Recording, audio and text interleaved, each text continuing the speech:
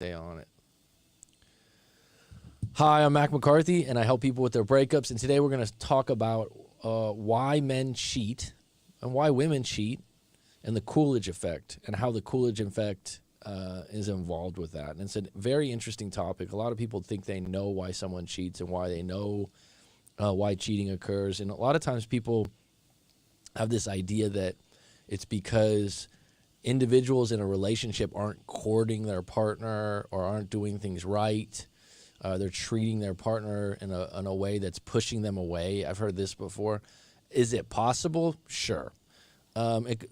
People cheat for different reasons, number one. But I think the Coolidge Effect is really, really interesting because it gives you a different outlook on why that desire is even there, right? So this is one of those things where people come up with all kinds of stories to explain things based on their own personal lives and what they want to believe. But if you get a little deeper into the human nature of things, people have been cheating since the beginning of time or having multiple partners if they can, and if their environments produce more temptation, they're probably more likely to do it. Now, someone says, like, are you with this? I've been in monogamous relationships where I didn't cheat, where I've been all in. I'm just saying, obviously when someone goes, oh, I don't cheat, there's always temptation, right? There's always a situation where you find someone outside of your relationship that's attractive. And so the Coolidge Effect will explain that a little bit better. And it's kind of an interesting thing because I don't hear it talked about a whole lot, right? I don't hear it talked about a whole lot at all. So we're going to pull that up today and get into that a little deeper. And the thing about it is it gives you a little bit more of an understanding of maybe why.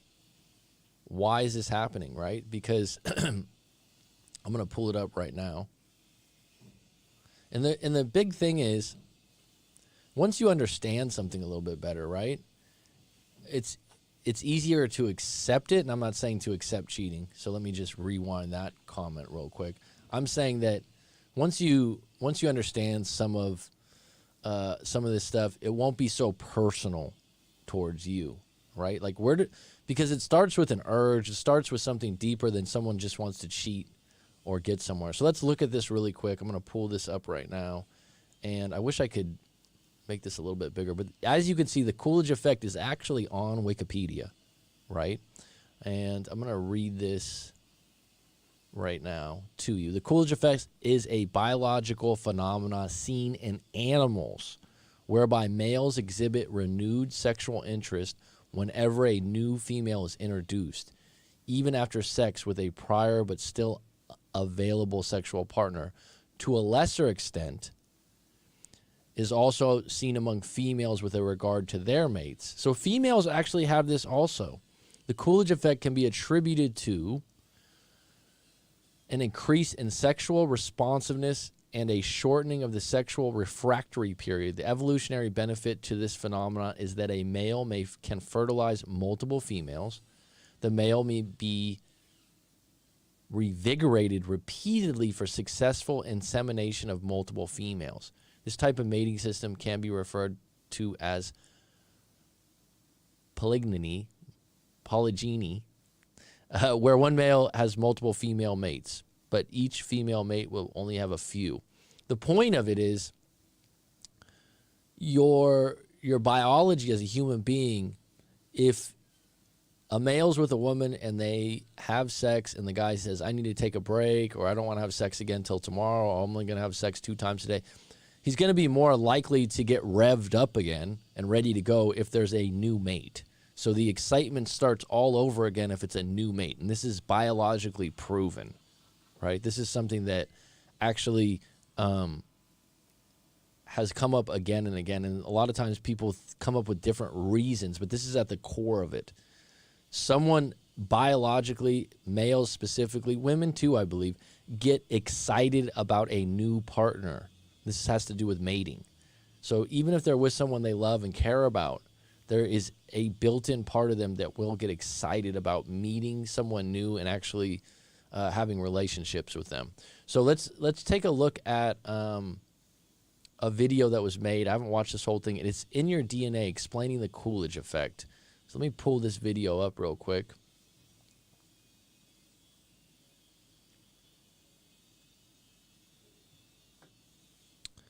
And we'll, going back to that. And you can look this up yourself, folks.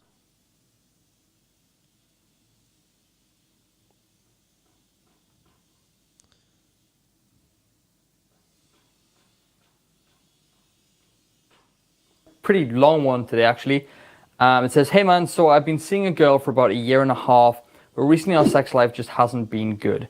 My eyes have started to wander and look at other girls, and I feel bad because obviously I love my girlfriend and wouldn't want to leave her. Am I wrong for looking at other girls while being with someone? I feel really ashamed, and any advice you can give would be helpful. Thanks. Okay, so thank you very much for your question, mate. I do appreciate that. So the first thing I want to talk about is the fact that you feel ashamed to look at other girls, to feel attracted to other women while you're with someone. Now, Hollywood movies and mainstream media, any articles you read on this will tell you, no, you should be loyal, you shouldn't look at anyone, you should divert your eyes, you should feel ashamed. But really, that's not the case. And I'm going to tell you why. The truth is, there is something within you called the Coolidge Effect. Now, if you want to Google this, it's also, I think, called I think it's the Rooster Effect. And what this basically means is that within your brain, you are wired to desire and want and actually have several different sexual partners because you are designed to produce as many offspring as possible to spread your seed into the genetic pool. Now, they did this test with rats, right? This is what I'm going to go to because this is the best example I can remember of this Coolidge effect. Now, what they did was they got a male rat and they put him in isolation and then put a female rat in the cage with him. And what happened was they humped like crazy. They fucked like wild animals. They produced many offspring. He was like constantly, right? And what happened was after a while, the sex life started to go down. It fizzled out. The male rat got bored. And then what they did was they swapped out the female rat and put in another one. And sure enough, his sex drive increased. Now, what does this have to do with humans? Well, it's the same effect. You are designed to produce as many offspring as possible and have as many sexual partners as possible. So first of all, you have to know that it is within your genetic wiring to be this way, to eye these people up. Now, the other side of this argument is that society is, we are conscious humans. We are not rats. Okay, so loyalty and commitment to one partner is a societal thing. It's not something that you are actually wired to do, regardless of what mainstream media will tell you. You are not designed to be with one woman forever. This is not how it is. So it is up to you rather whether you stick with this one woman or whether you decide to have multiple partners and then you choose to settle down later in life. That is entirely up to you. There is no right or wrong way to do it. But you will feel ashamed. You will feel ashamed because, Hollywood movies and things, everyone's like, oh, the one, the romantic partner, the life, the soul, everything like that. It's a lie. I hate to tell you that. So when you choose your partner, and I say choose because you have to choose your partner very carefully. I wouldn't recommend going into willy-nilly relationships and just, committing to anyone. Make sure whoever you're committing to is someone that you can genuinely see a future with, someone that you want to spend a lot of time with, who you say, look, this is the person that's going to help me on my journey. I'm going to help them and we're going to grow together. So with this Coolidge effect, what it means is that although you are with this one person and you are wired to go after others, it is up to you and your moral compass, if you were, to actually stay with this person. You say, I'm going to make this commitment myself. And being aware of this Coolidge effect, being aware of the fact that you will look for other women, you will have an attraction towards other women, you've decided to say, no, I've committed to this one. This is who I want to spend my time with, because it's not just a looks thing. Now, I know they say looks shouldn't matter. Looks do matter. Let's be honest, looks do matter quite a bit. But what you got to remember is you're with your partner because of their overall who they are. Not just their personality, but who they are, their likes, their successes, their interests, and how well your soul, if you believe in that, connects with theirs. Now, I've said this again in, I think it was another question video actually, where I talked about soulmates. And I said that I don't fully believe that there's one person out there for everyone. I believe that there are multiple people out there who will connect with your soul a lot better than a lot of others.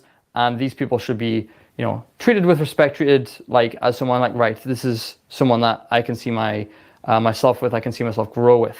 So in truth, you're not wrong for wanting to be a man whore. This is not something that you should feel ashamed for, but it's within your own control whether you're going to go after these women and leave your partner, or whether you're going to commit to your partner and go, you know what, I'm aware of this Coolidge effect. I keep referring to it as the Coolidge effect. I'm aware of it, and I'm not going to let it stop me from enjoying my time with this person. So again, ignore what society says, ignore the mainstream media. This is genetically wired within you. I'm not fully sure whether this applies to women. I only know it from a male perspective, so I can't speak for women with regards to the Coolidge effect, but I would imagine it's also pretty similar as well. So maybe that's something I should look into, and maybe you guys should look into as well. So that's it for this episode. Please keep sending your questions into my Instagram, which is at the bottom of the screen right now at Adam. So as you can see there, this is what I'm getting at. The Coolidge effect is basically saying we're biologically built to be attracted to multiple partners and to be enticed by a new partner. So think about that for a minute. So he mentioned earlier in the video, if you were listening, that they've done experiments with rats or mice, and they put a female rat in there, and they, did their thing for a while, and then they got tired, and then they put a new female in there, and they got re-excited. And the reality is this idea that there's shame for men checking out other women when they have a really good girlfriend. It's actually a natural thing to do, to check the menu. What you do afterwards with your morals and values and your reasons to validate staying in a monogamous relationship are actually up to you. But the idea that you're going to control someone's thinking when they see, if a male sees another woman that's highly attractive and he's going to have some impure thoughts in that moment, that's completely natural of human beings. I wouldn't say that that's something that can be impeded naturally. On the flip side, just like you would have self-control over wanting to eat a lot of cookies or cake or ice cream because it's actually not good for you, but you still desire it, right? You understand that you desire sugar for a reason. A lot of reasons that people desire sugar is humans, it wasn't as easy to get sugar as it is now, so it was more coveted. But this Coolidge effect, when you break it down, I think it applies to women also. I think that it originally was given that it's for men, and that women are, the reason why women are said to be more specific about their mates is because when they get pregnant, they're 9 months deep, right? They're committed. Where men, can procreate with multiple partners while one or two are pregnant. Not suggesting that, just saying that that's the reality of it. But this Coolidge effect just explains biologically that that's what it is. I mean, and that's why it's not because you're a bad person, right? That you would check out other women. It's not coming from that place that you're a bad moral person. It's coming from a place. And the Coolidge effect. So let me just pull up this one other video here real quick. And this is from a Stanford professor, okay?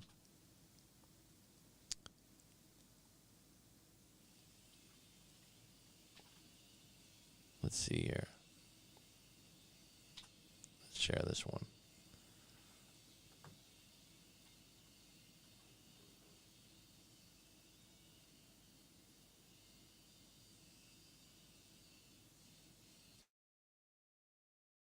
Really looks like a professor, doesn't it? Stanford professor here, very famous guy, Robert Soplowski, I believe his name is.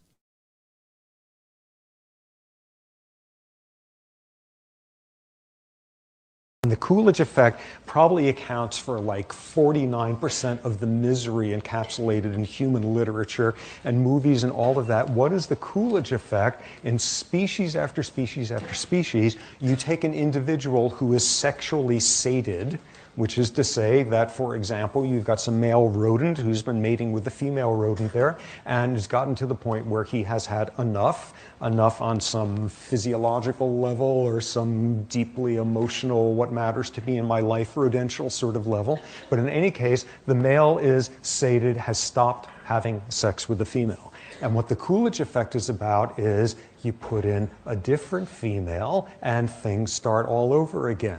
Variety as wildly stimulating of sexual arousal, and the Coolidge effect sure works in humans and accounts for all sorts of misery.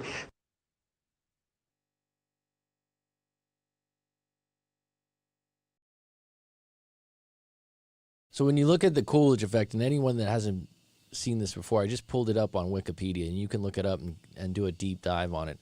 basically what it's saying is humans were biologically, just like most animals in the wild, were able to be attracted to multiple partners because variety is what makes, evolution, right? So this idea that, you have a really good girlfriend and you see another catch and you're highly attracted or sexually attracted to that individual, you're not crazy. I don't think you should be shamed.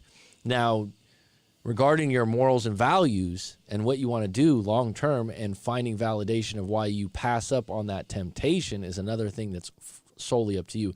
This idea to be guilty or feel bad that you're checking out other women, and I would say women that are with boyfriends or husbands and they check out other men, I don't think there's any shame in that. Now, if you're committed to someone, if you're committed to someone on all levels, and you act on that, then you're lying to the person you're with. And then the other things that validate, what are some things that validate you not to cheat, right?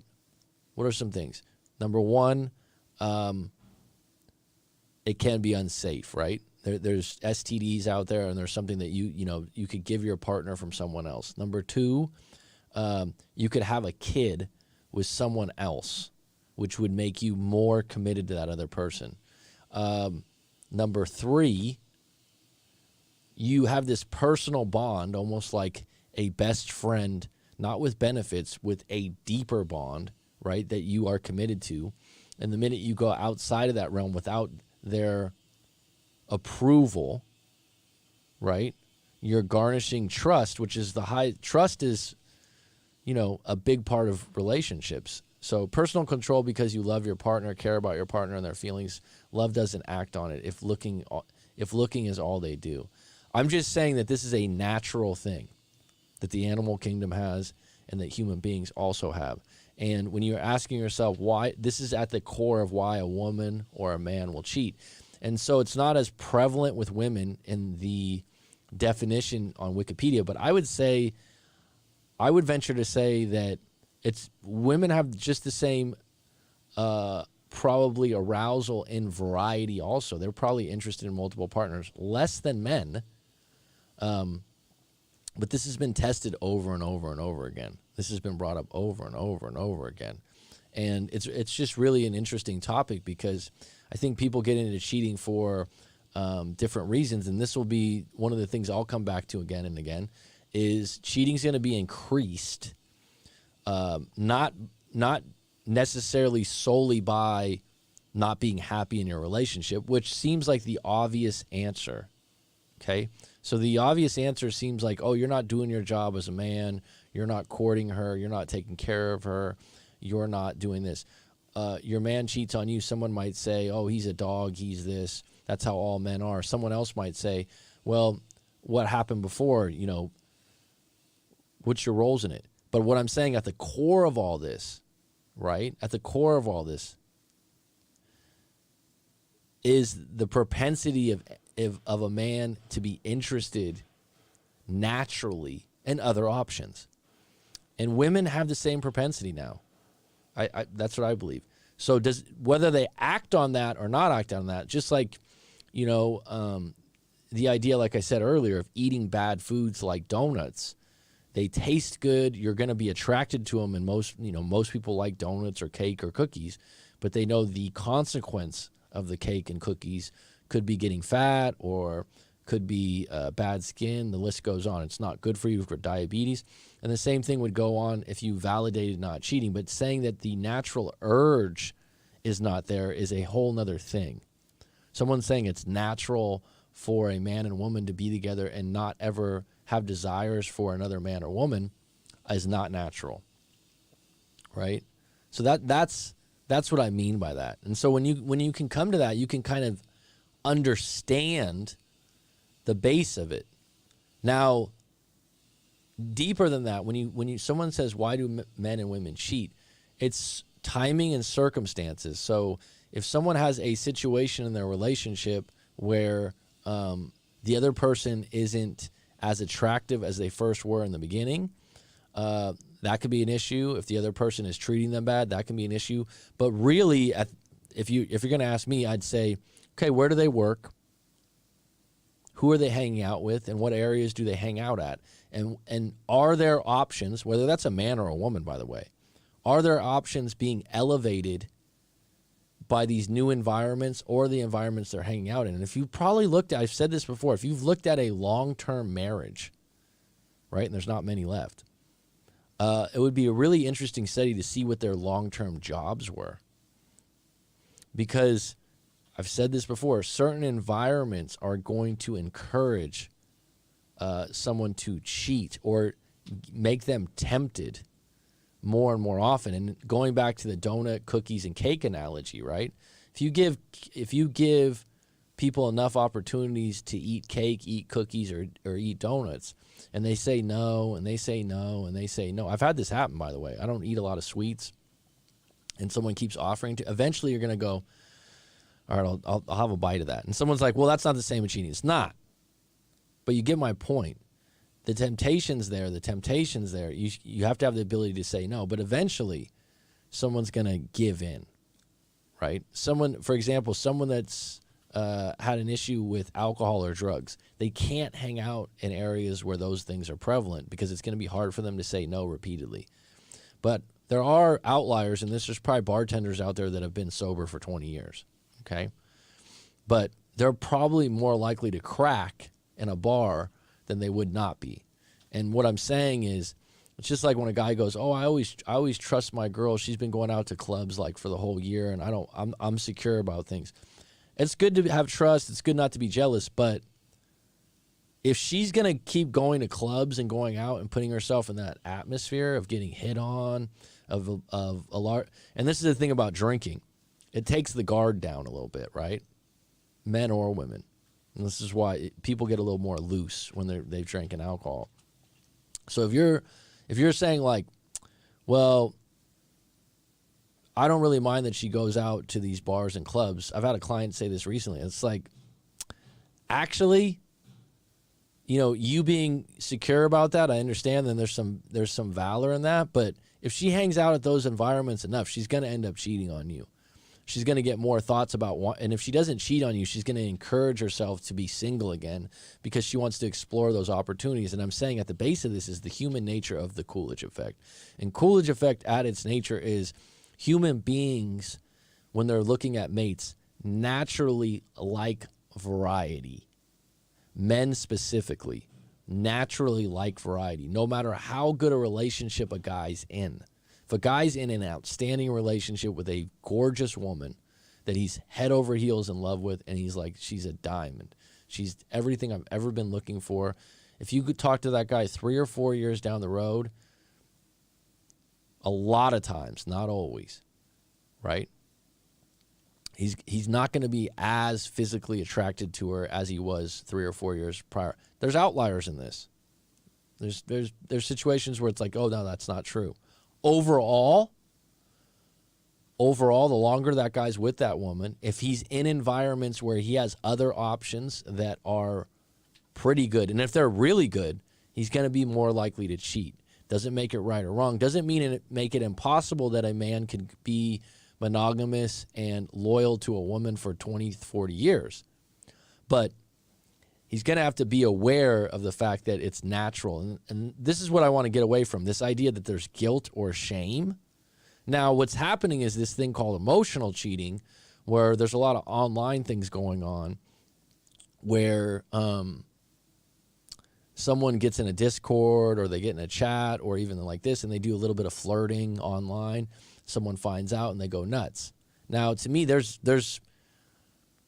a gray area in that area of how far someone wants to allow or not allow that, right? And I was just talking to a client recently about boundaries, and this really happens in the beginning of the relationship. And if you notice that someone in certain environments, like a concert's a good environment to exemplify this. If you go to a concert with your girlfriend, and it's a place with a lot of people, right? And I've actually experienced this going to a football game where there's like 60,000 people. And a lot of times before you go into the football game or you go to the concert, you get drunk. Not just a little bit, a little extra, right? You pregame. You have a tailgate party. You're not just drinking a little bit. You're drinking to party, man. It's an event. And everyone else in there, there's energy there. Now, think about this for a minute. You're in an environment where both of you have a lot of options to look at, men and women, because there's just more people. Now, a certain concert, someone might be dressed more skimpily, scantily, more sexy, right, than a football game where they're in sports attire. That being said, the combination of your boyfriend being drunk or your girlfriend being drunk and being around more men and women that are drinking also, and this isn't all about drinking, there is going to be a higher propensity, a higher percentage of opportunity to mingle, to catch eyes, to check someone out, because you're in an arena with 50,000, 20,000, 30,000 people. You're there to have fun. You're there to elicit emotion. Now, does that mean someone's going to go to a concert or a ball game and cheat? No, but if you look around, if you were able to do this, right? If you were able to look through someone's eyes or feel their feelings while they're walking around a place with a lot of people, right? Think about this for a moment. The amount of times that you as a man look at a woman and go, hot, not hot, great chest, no, great ass, no ass. The amount of times guys are filtering for that over and over again, right? Now, take it from a coffee shop where there's 5 people in the coffee shop to an arena where there's 20,000, right? And then you sprinkle in alcohol on top of it, and now you create a situation where temptation on doing the right thing is less of an option for some people. But getting back to this, the baseline of all of this is there's a human nature to seek out variety, even when you're with a really good partner. It's more apt for men, and that's why I said look up the Coolidge Effect if you like. And it's been tested over and over again, right? Over and over again. And this is why someone will say, oh, I'm just, kind of sick of my partner, this or that, right? There's a lot to that. Let me get to the comments real quick. Just wanted to get in a quick live stream today to stay consistent and talk about a new topic.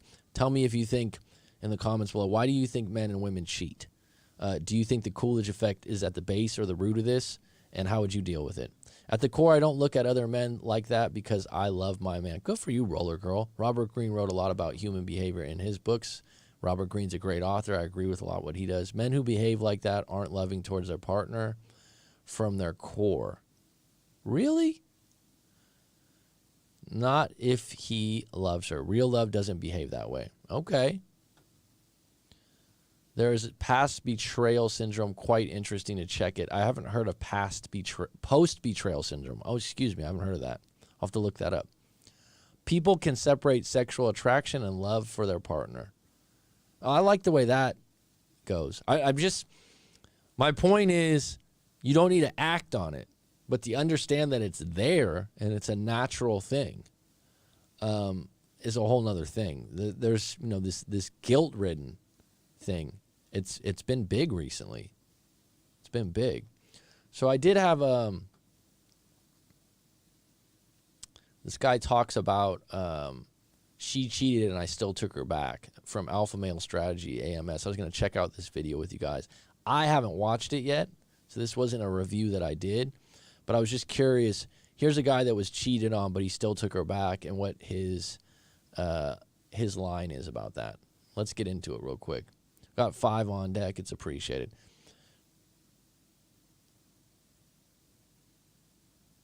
Well, behavior is different than... Oh, I'll get back to the comments in a moment. All right, let's take a look at this video.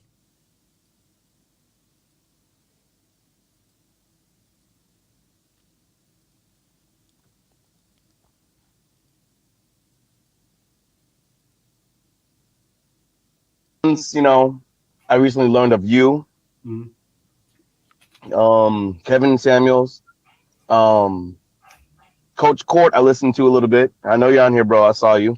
Don't say the name because you might say somebody I don't like.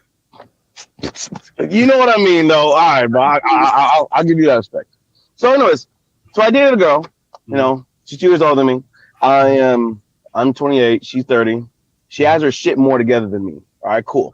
Okay. When we got together, my money was a bit more put together, right? As in, like, you know, like I was getting paid more. You know, then shit started hitting the fan a little bit. You know, in around 2 months, I saw she was still messaging some dudes. I'm like, yo, what's going on? Yes, my blue pill ass still stayed after that. Y'all in a relationship? Yes. And what was the messaging the dudes about? They were messaging, you know, some sexy shit like, oh, can I'm push your, can we push your, like, all some sexual shit. You know? Okay, I got you. Okay, all right. So she's fucking around. Okay. All right. You know, I'm like, bro. And like, again, also she has a child, and you know, at the time her child was 9. Okay. You know, I've been around girls. I never dated a girl with a kid, but like I know I've been around enough people with kids, so it's kind of felt normal. So, you know, a couple months go by, you know, around February, around our 6 months, I felt some goddamn need to go through her phone. Yeah, I know, fucked up me. I felt compelled. All right. Again, how I found out the first time when she was talking to the dudes, I went through her phone. But that's because I was trying to call my phone one night. I'm like, what's my phone not working? I called, and I'm like, it's like 2 a.m. She's asleep, and I'm like, let me pick up my phone. Let me try to call my phone from her phone since my phone's not working. I see a text message. I'm like, what? And I read the messages. I'm like, what the fuck? And that was around the 2-month mark, like I just mentioned. Then around the 6-month mark, I looked through her messages again. The bitch cheated. I'm like,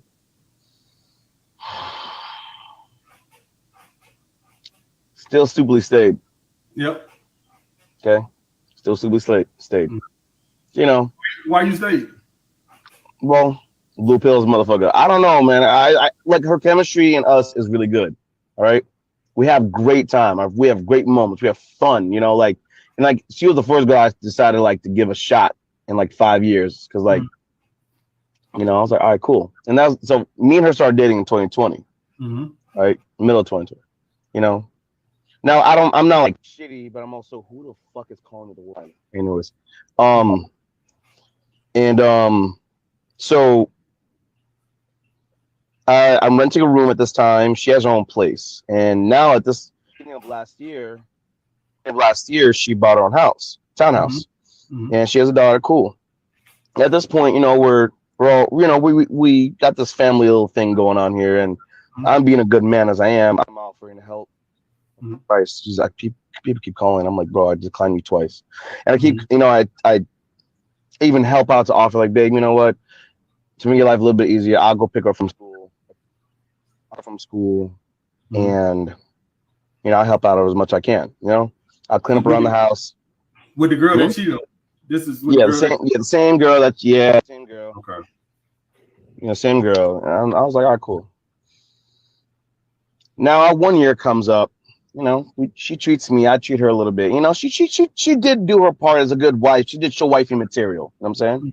She showed wifey material. She did some things and all that. And you know, I was like, cool. You know, cool. Like, you know, I'm guessing either she was breadcrumbing me or something, love bombs or something. I don't know. You know what I'm saying? So you know, 1 year comes up, we have a good time, and then after our one year happens, her mom dies, and her mom and her are this, like this. Okay. It's a rock. So I already knew up front, off rip, a relationship's gonna go a little bit south, not gonna be the best. So I'm gonna be a supportive boyfriend. Okay. So 4 months after her mom died, you know, I noticed obviously a descent in her attitude. Okay. So around 3 months after her mom died, I saw she was messaging and deleting messages. I'm like, the fuck? What the fuck is this? I bring it up to her. She's like, oh, no. I'm like, no, bro. Don't give me that shit. I'm like, no, don't give me that shit, bro. Like, why the fuck you doing that? Why you deleting messages, bro? You cheating again, bro. Like, I know I had all these red flags I should have left, bro. Red So flags. She yeah, got they were red flags is like when things are out of the ordinary. These are not red flags. She was caught. These are like black flags. black flags. All right. Red All right. flags So are like when she's coming in late. You can't prove it, but you can feel something's up. Red flags ain't when you get caught. so you know, I try my best as much as I can as a man to be the best man I can, and I get it.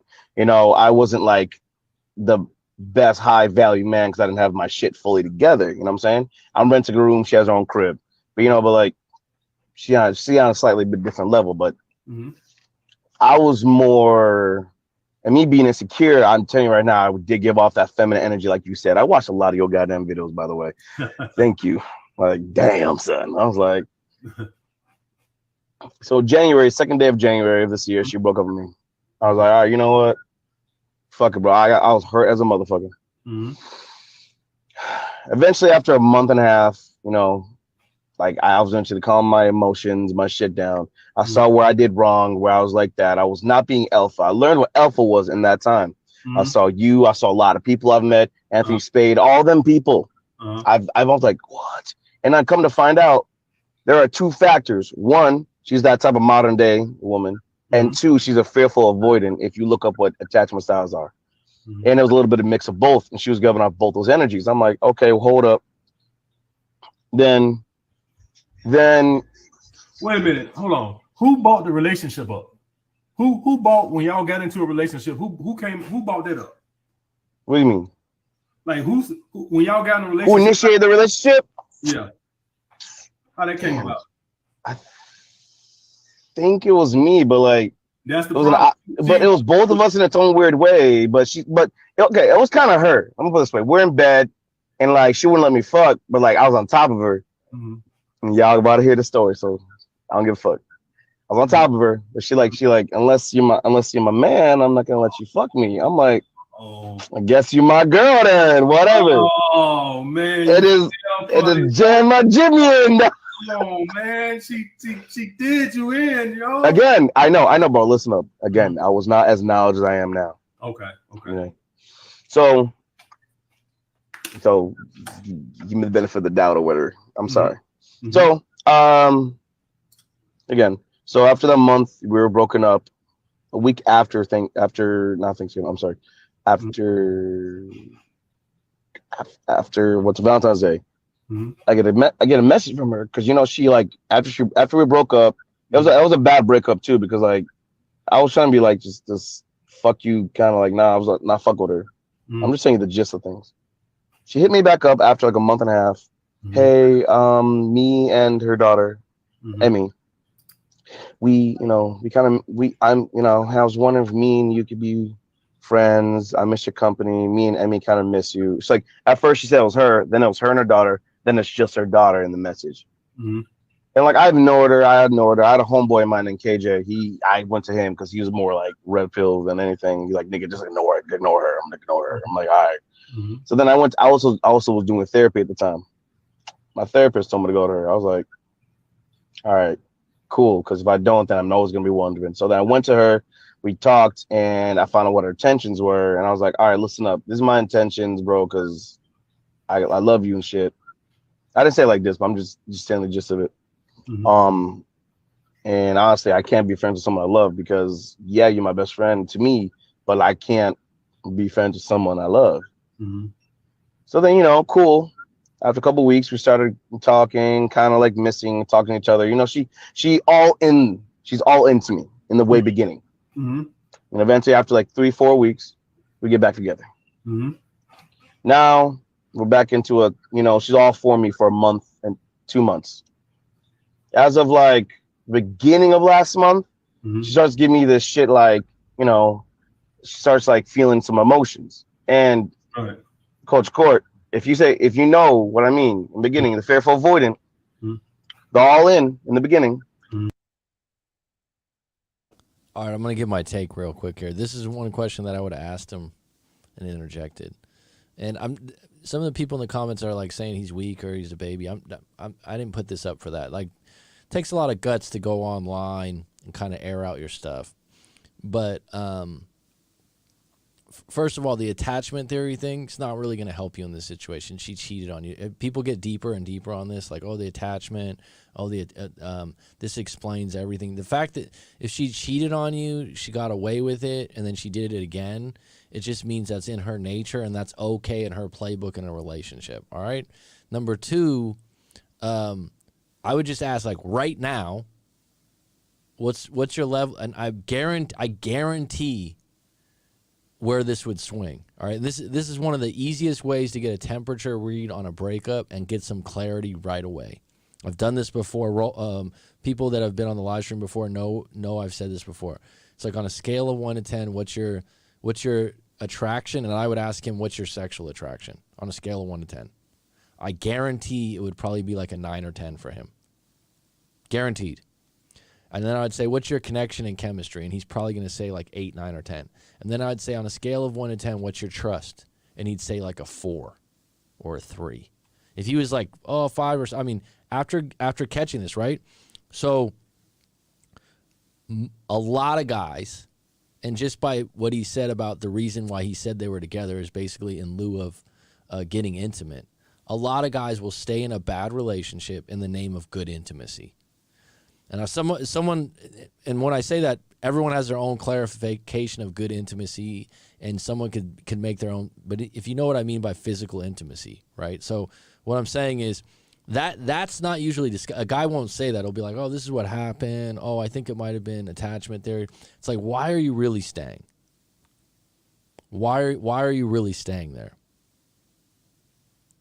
It's not because she's a good cook. That's right. So I'm going to carry it on. And eventually, once they start, feeling that their energy or whatever is starting to get terrorized or whatever, then they start pulling back. Like they feel, I'm like, what the fuck? So, I'm like, whatever. So, she's complaining about, I just want to get to my next level of my life, and I feel like I'm on pause and all this and all that. And I'm like, okay, well, I'm getting back up. I get you don't want to wait. I'm not telling you to wait, but I appreciate you waiting. But if you wait a little bit longer, bro, take some time to get back on my feet, I'm getting to that level, so I can be that man you deserve, right? I'm the man. I know I'm good. Right.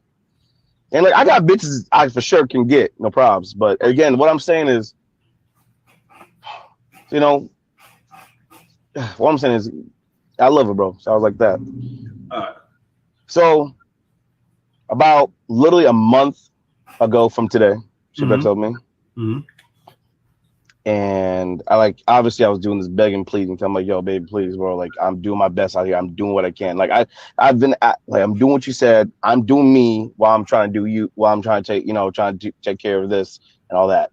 Obviously, AMS, I was making her a priority, and I should have been like me, then my friends and family, and then her. Like in some of your videos, you said. Right. Well, let me say this. You watched my interview I did with the roommates, Hafiz, right, the other day, right? Yesterday, right? What it is? Thursday? Which one? I did that Tuesday. The interview I did with Hafiz on the. No, I got the notification. I meant to go watch it today. I was like, but the point we was talking about was I was talking about how hypergamy always kicks in. Like eventually within a couple months or so, right? Yeah, at some point hypergamy always kicks in, and so this is why if you're watching this and you're a purple pill guy, I'm telling you right now, even if you meet a girl and she can like you, at some point hypergamy will kick in. I don't even care about this one because she cheated, but I'm just speaking in general for all my other guys out here.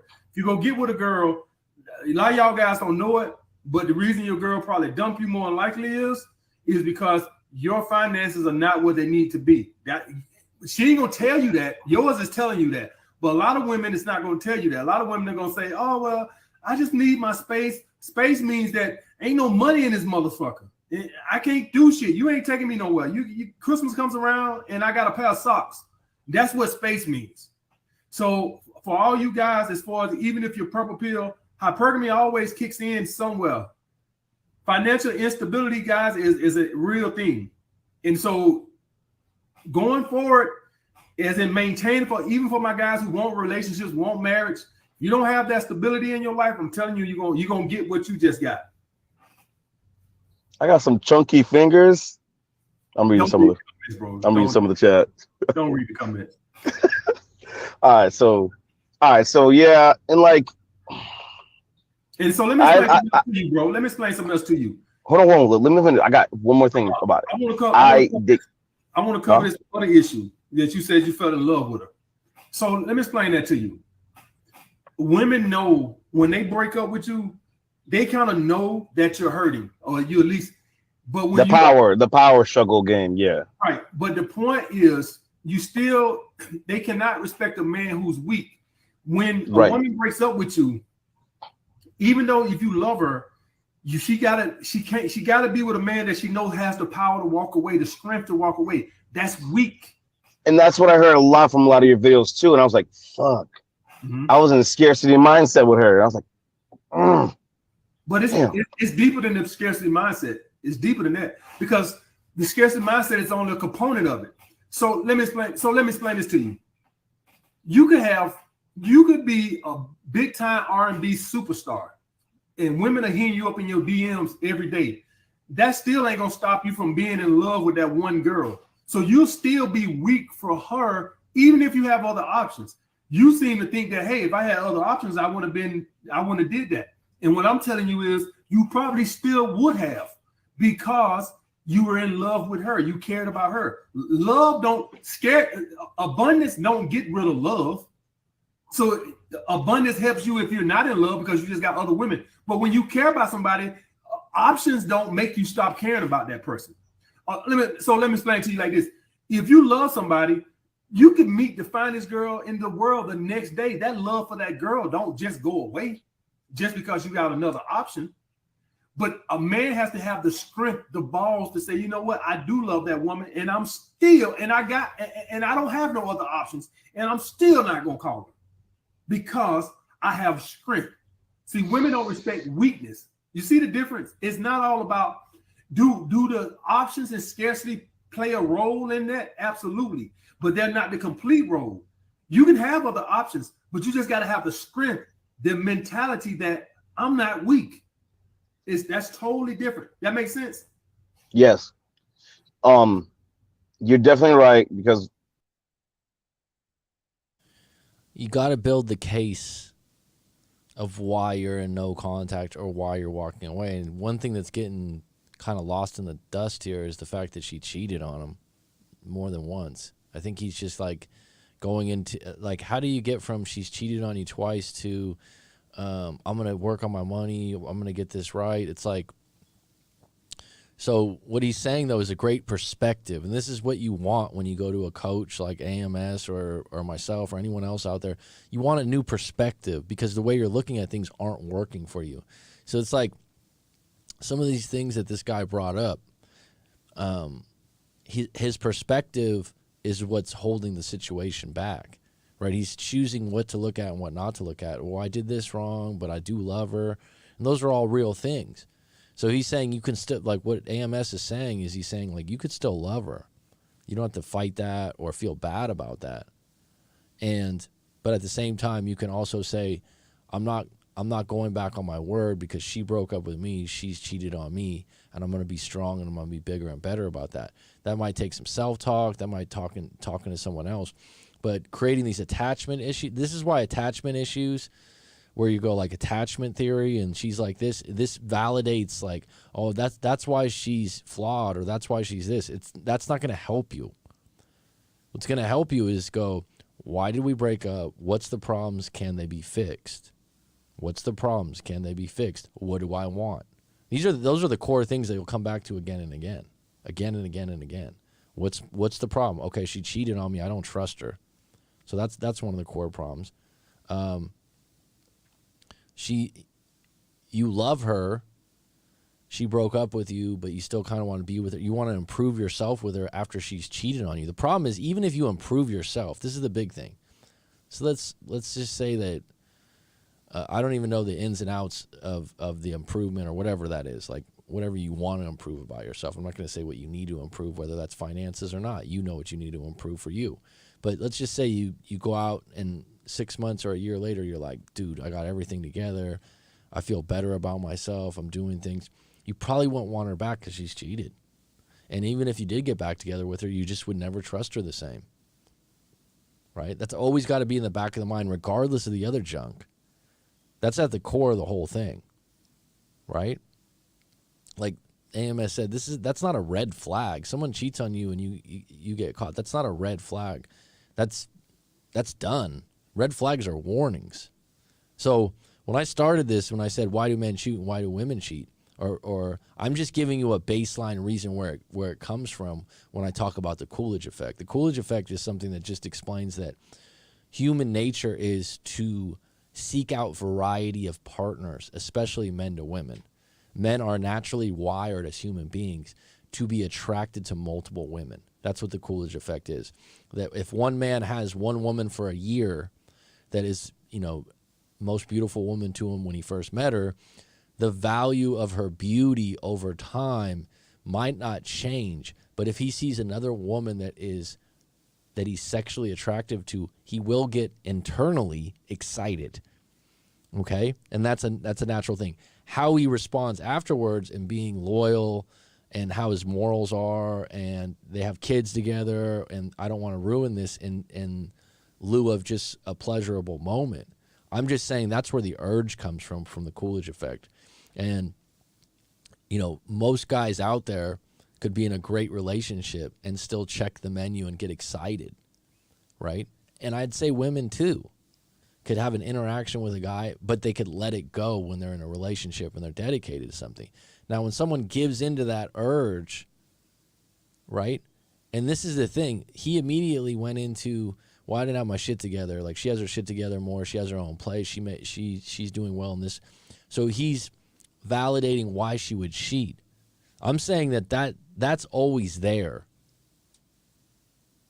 There's hypergamy, which means women will find someone equal or higher value, and it was kind of funny because AMS in a video I did yesterday said that attachment trumps hypergamy, and what I believe he meant by that, I'd love to ask him because I don't know if he meant like attachment theory, is when someone's like madly in love, a woman's madly in love with a guy or highly attached to him, she won't pursue hypergamy, but circumstances put hypergamy into effect. Circumstances and environment.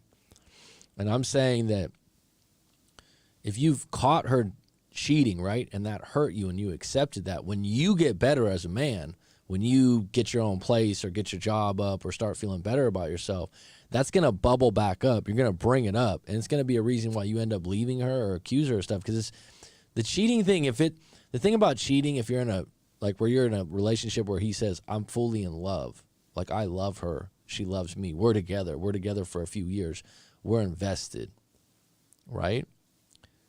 You can get over that. It's going to take time, but you have to believe that it was out of character for her to do that it was a one-time thing, and that it's probably not going to happen again. Or you just have that built into your relationship where both of you accept that and you allow each other to do it. That would be different. And that's possible now. There's open relationships.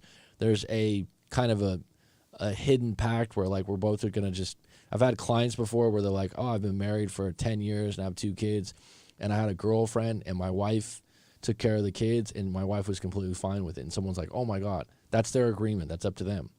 But getting back to this particular situation, that's kind of the elephant in the room. It's like he started out with the cheating and going back to her, and then she breaks up with him, and then he's saying like, oh, I got to work on myself. I want to get back with her and this or that. It's like, that's always going to, like, if you get better and you become a better quote unquote catch, high value man, however you want to phrase that, if you're with her, you're going to end up leaving her because that element of cheating that she has in her, which men, for the most part, are highly attracted to loyal women if they're going to stick with them.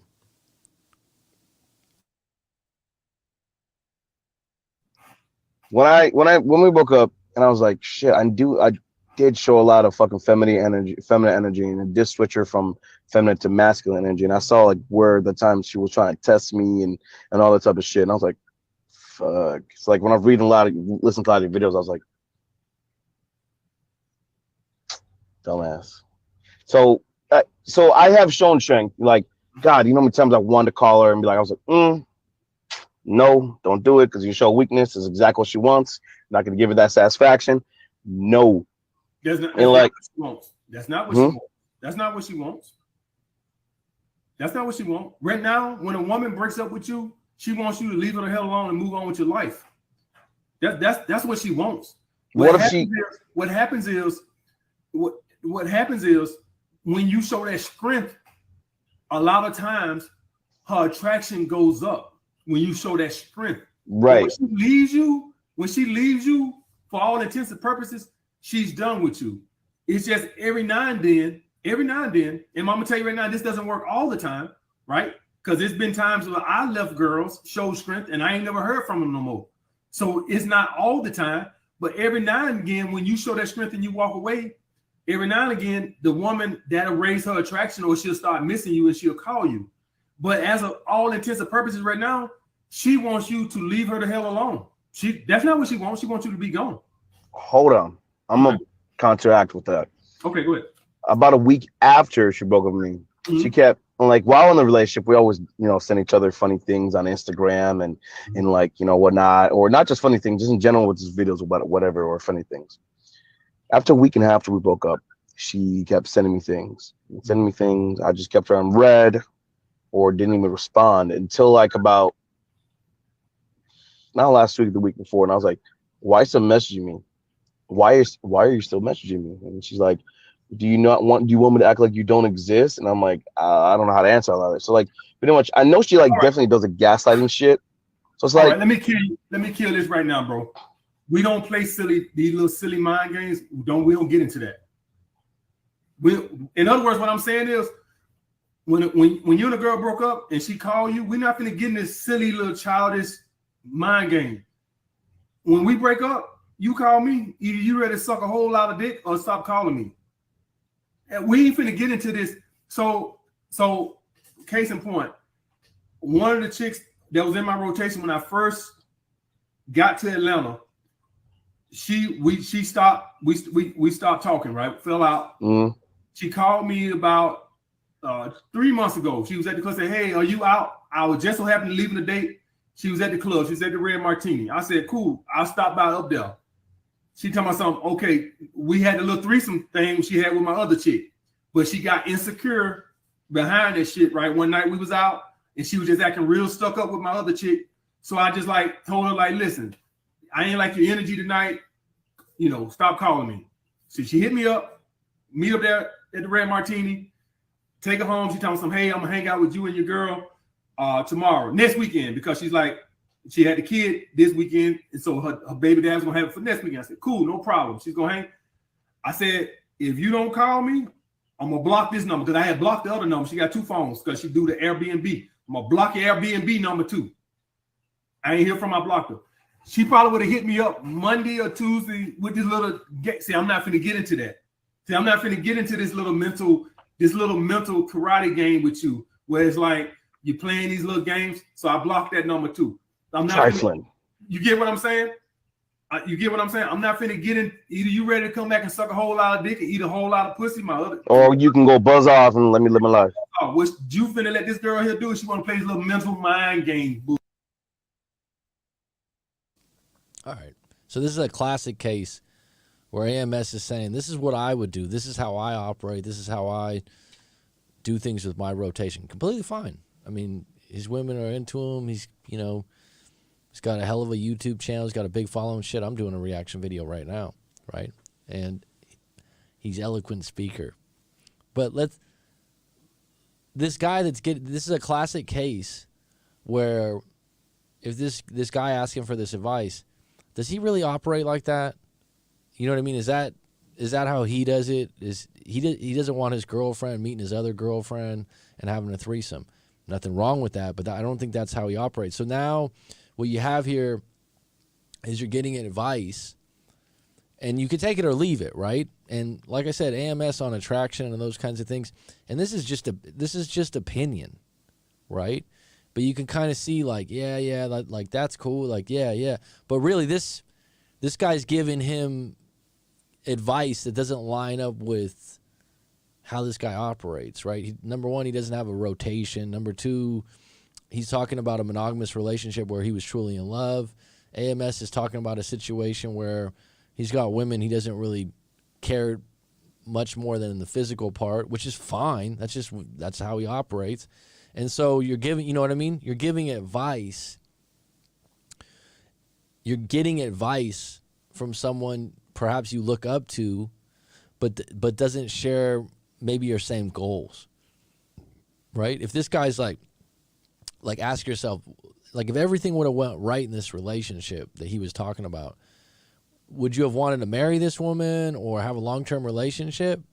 If that's the case, then probably get some outside advice from people that are in long-term relationships or that value relationships differently. Did you value this girlfriend that you had the same way he's talking about this anecdotal story? Like I said, completely okay with this is AMS's channel, Alpha Male Strategies. He's giving you his perspective, which is totally different than this guy's. And a lot of times he's got 500,000 subscribers. He's got a big platform. But this guy's got to ask himself after he gets off this call, is like, does this really line up with who I am, values and morals wise? Now, if it does, or if he just wants to make a sharp U-turn and go, I'm going to change my perspective. I'm going to change what I do. I want to be more like AMS. I'm going to start riding like this. Because he's giving him his anecdotal stuff of how he rides. But could this guy relate to those stories?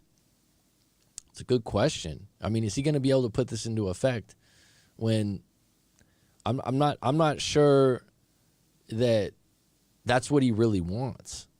Does he? That's the question. Do you want a rotation of women? Do you want a threesome? Do you want to do these kinds of things? Then yeah, well then you're going to have to, stop talking to that woman. Getting back to his actual situation with his breakup, he needs to be heard out a little bit on. There's more details to this. I just had a client today that went to another coach and kind of aired out some things in 15, 20 minutes, and it's not enough time. You need to get a little deeper on it. But like I said, AMS is going to give you the advice he would do.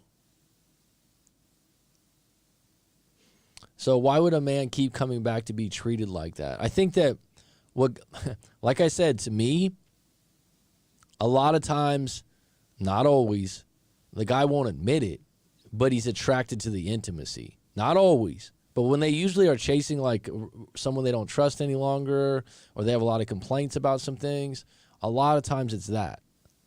It's like, it's Friday night, I don't got any other options going, I really miss her. Now there is love involved, and some people when someone lets their guard down and truly loves someone, it's really hard to let them go. It's like, me as a coach, the amount of times I've seen people, you just got to let her go. You just got to go into no contact. It's like, I'll spend an hour and a half talking to someone. And yeah, no contact is maybe the way to go. Or in most cases it is. But just to tell you that, some people can take information, especially like military, like a Navy SEAL, be like, all right. It's like when Jocko Willink gave his, just let her go, move on, right? That's going to line up with some military guys that are like him, that are like, I could take that from someone I respect. But the idea that AMS here is not relating to the fact that this guy's really in love with her, and he's kind of at a place in his life where he doesn't have the biggest confidence, right? But AMS is going to come back to his own experience, right? Like, this is what I do with my group of women. And like I said, this is his channel, and this is how he operates. Very anecdotal stories. Cool. And AMS, by the way, like I said, he handles it well. He listens well, asks good questions. But the question for this guy is, even if I really like AMS, does this line up with who I want to be moving forward? And AMS yesterday, when I did a video, he did a really good job where this guy was like, I'm red pill. I'm going to have a rotation. He's like, hey, look, man, you don't have to be red pill or you don't have to be me. Choose who you want to be. And that was a really great moment because he's saying, like, here's my information, here's my experience. But you don't necessarily need to go that route, right? But reversing back, the whole point of this is what's got lost in the fray of getting back together, going in she's cheated on you multiple times. And it's not like she came up and like, it's one thing when someone cheats and they fucking tell you, hey, I fucked up. I've been doing this. They have some kind of remorse. They have some kind of guilt. They come to the table. It's still not good. But when you find it in their phone, and he couldn't even mention like what was said, that's really hard to erase from your psyche. That's been hidden from you. If you didn't find it, then it would have kept going on. And if he levels up and gets to a point where he feels better about himself, he'll end up leaving her.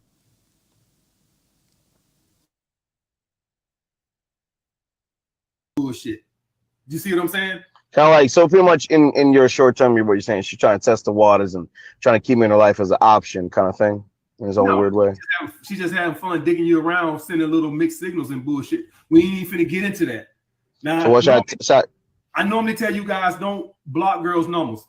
The exception to the rule is when they try to do this little bullshit here. So don't block it at first. But if she come in with this little child, now you're out of here. Because I'm not finna. You'll see, this is the thing. You'll be moving on mentally. You'll be moving on with your bro, like for real, bro. Let me tell you something. She'll hit you about the blue and start all these emotions all over again. You see, I was having a good 2 days until this afternoon. I was like, I'm not gonna get into this mental fuck with you. So the next time she hits you up, you tell that motherfucker, listen. When you ready to suck a whole lot of dick, let me know. But until then, don't call my phone. Because I'm not finna let you toy with my emotions like that. I don't even know if she wants you back. And what I mean by that is, when she hit you up, if you say, hey, you want to stop by tonight, I bet she'll have an excuse. Why you calling? Oh, you want to play little mental childish mind games. Oh, you want to toy with my emotions and play and all this other shit. I'm not finna play these games with you. Go find you a little toy to play with.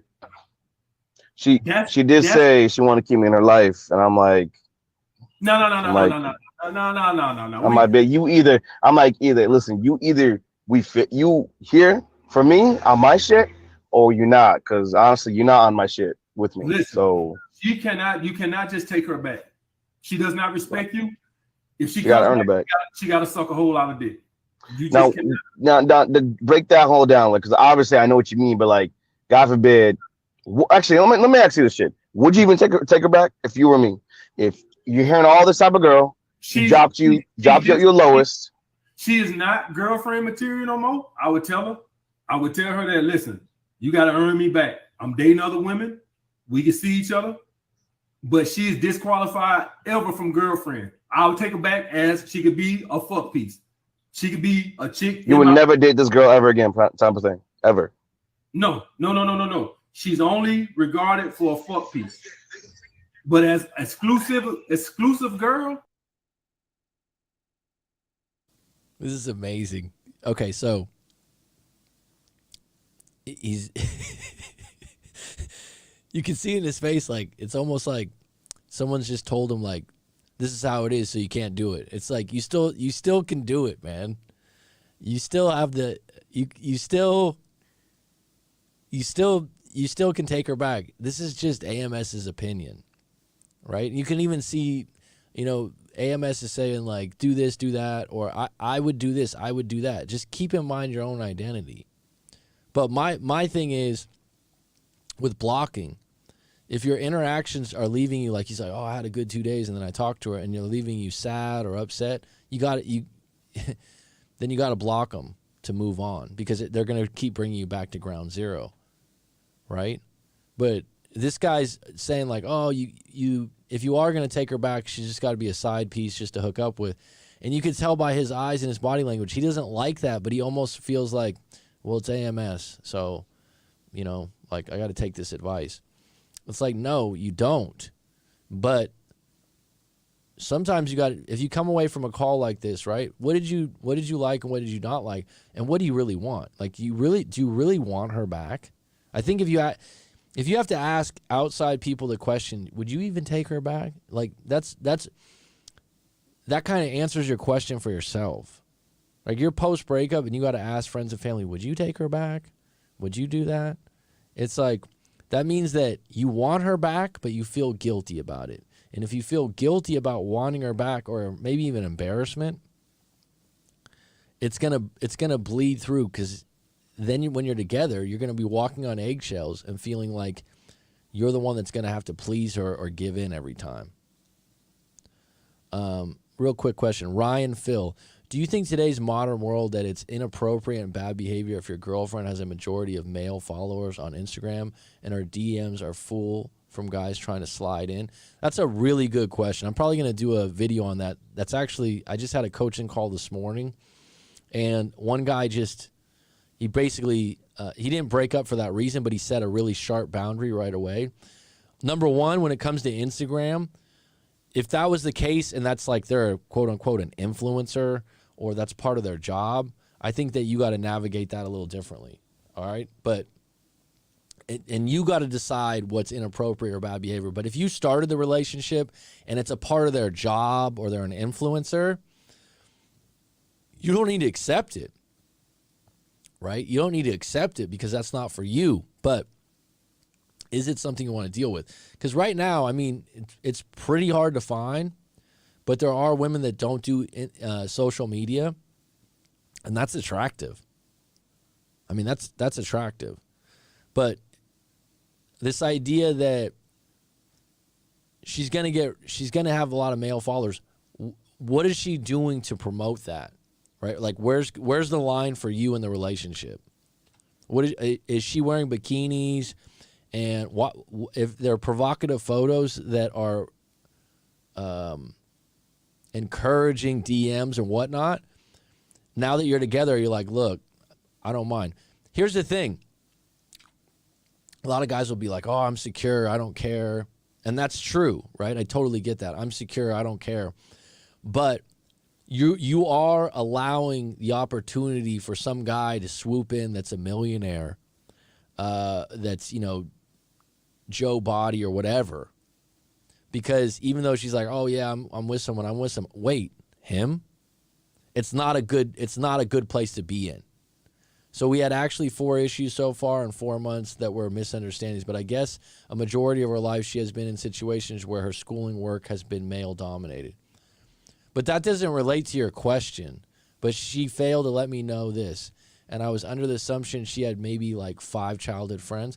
Now, okay, first of all, from my standpoint, my philosophy, I believe men and women can be friends. Let's just get that out of the way. So it depends on who you are, how you operate. I do think men could be friends with women without hidden agendas. But do a lot of men have hidden agendas? Absolutely. Is it more likely if your woman's highly attractive or wears low-cut tops all the time or dresses provocative that her friends are there for other reasons? Absolutely. Now, as a man and as someone that reads body language, just talked to this guy earlier today, right? A good example. If I have a girlfriend and she's got a guy friend and we run into the guy at the mall, just a random example, right? And the guy's like, oh, hey, what's up? Talking to the girl. At some point, he needs to look me in the eye, shake hands, and acknowledge, hey, I'm Jack. And I'm like, what's your name? Mac. Oh, Mac, nice to meet you. Acknowledge me. Acknowledge that I'm there, that I'm with her. Number 2, is it going to be kept short? And how intently is he looking at your girlfriend, like in the eyes? Not everyone's good at reading people. I'm extremely good at reading people. Right? I can tell just by being around if this guy's got interest in that. Now, that being said, it doesn't necessarily intimidate me or bother me. I want to see how my girlfriend reacts. Does she cut the guy short, grab my hand and say, let's go, nice meeting you?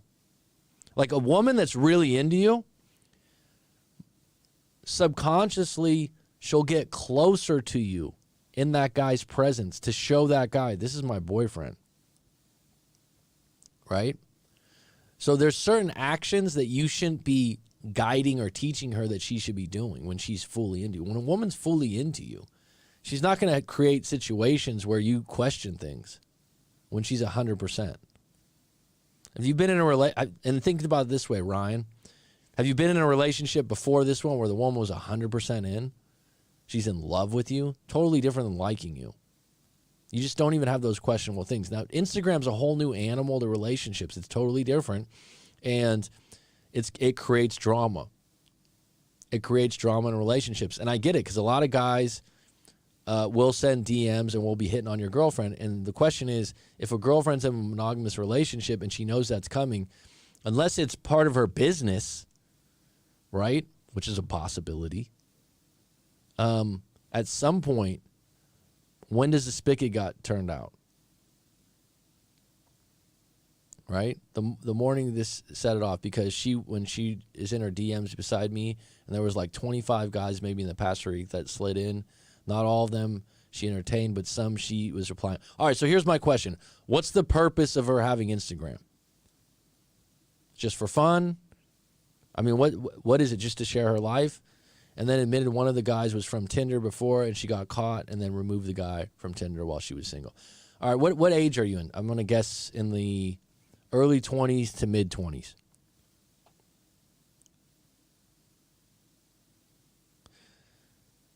And it's possible that, at her age right now, she's just not ready to commit fully.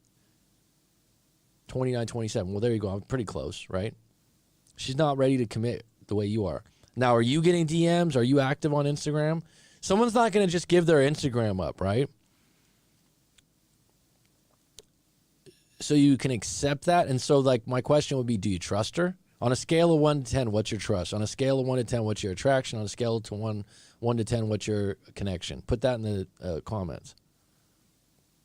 Ryan, Phil, have you been on my... have we done coaching before? I'm thinking back to a client I had that was Filipino before. I don't know if it's you.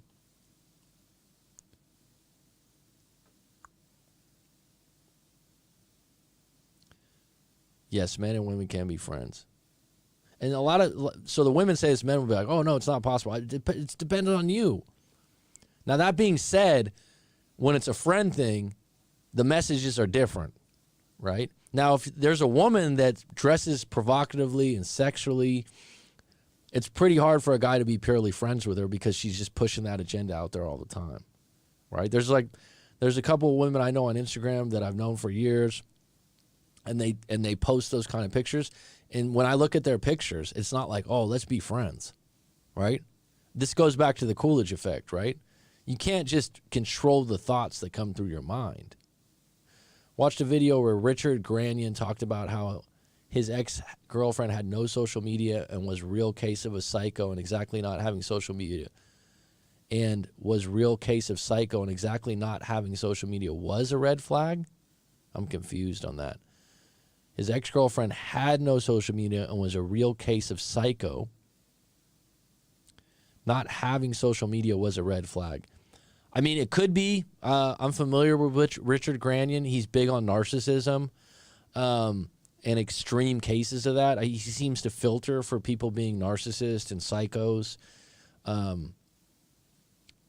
mean, that's one of those things I would need to know more to the story and hear the girl's side of view. That's like a secondhand thing. I personally think that there's, you could frame that however you want. No, I'm not, to be honest. I used to have a very unhealthy view of wanting multiple women. I got therapy the last couple of years, but no, I think he didn't get a lot of attention, but she was younger. She was single for the past, before we met in May, and got all these guys following her and entering her life because of her Tinder. Well, how did you meet her? Here's the thing. When you're in a new relationship and you're in your late 20s, where are you at as individuals right now? Are you in a place that you want to be in a relationship? So a lot of times women in their 20s who are still at their peak are not ready to settle down yet. And they'll be in a relationship for 2, 3, 4 years, but if they have a lot of attention, if you do something wrong in the relationship in their eyes or offend them or hurt them, and they've got 17 guys in the DMs, it's going to be easier for them to pivot out of the relationship. Now, here's the hard part.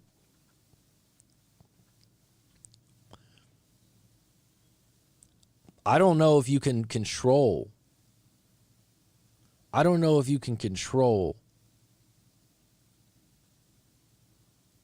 The fact that she's on Instagram. I don't think she's going to give up Instagram or you're even asking for that. But being 27 years old, and I'm just going to guess that she's fairly attractive because she's getting a lot of these DMs. That was built into the thing here. So what you do now is you go, hey, create the boundaries you want. Don't beat around the bush. Hey, look, if it's a past boyfriend or a guy from Tinder, it's a no-no. And she'll respect you for it, or she'll say, you know what? I can't do that. But you need to set up the boundary now, or else it's going to be a total doormat. All right? And that's the thing. Set it up for you. It's like there was a story that was sent in a few days ago, and this guy had an issue with, that he's taking care of his woman and he's paying for everything she has, right? And right now he agreed to that. But he's like, I have veto power over what you buy because it's my money, right? Now, long term, I don't think the relationship's probably going to last because it's going to be conflicted over money, right? But he does need to step up and be honest with himself and say, yeah, if I'm paying for things, there's only certain things I'm going to say okay to and not okay with. And if you're my girlfriend right now, and and there's a lot of guys and a lot of attention, let me talk to you about some guidelines. We did have to talk about the boundary setting. She got super defensive, but then after going through everything, she said she understood how it would be shocking to see her DMs full of guys. Well, I've talked about this before. One of the really good methods of communication, Ryan, is called nonviolent communication. And use that when you're talking to your girlfriend. And that'll really help you. I'll pull it up really quick here. Because, and I always cringe a little bit at the name of nonviolent communication, but really it's great. Okay. Let me see if I can pull this up so it's big enough.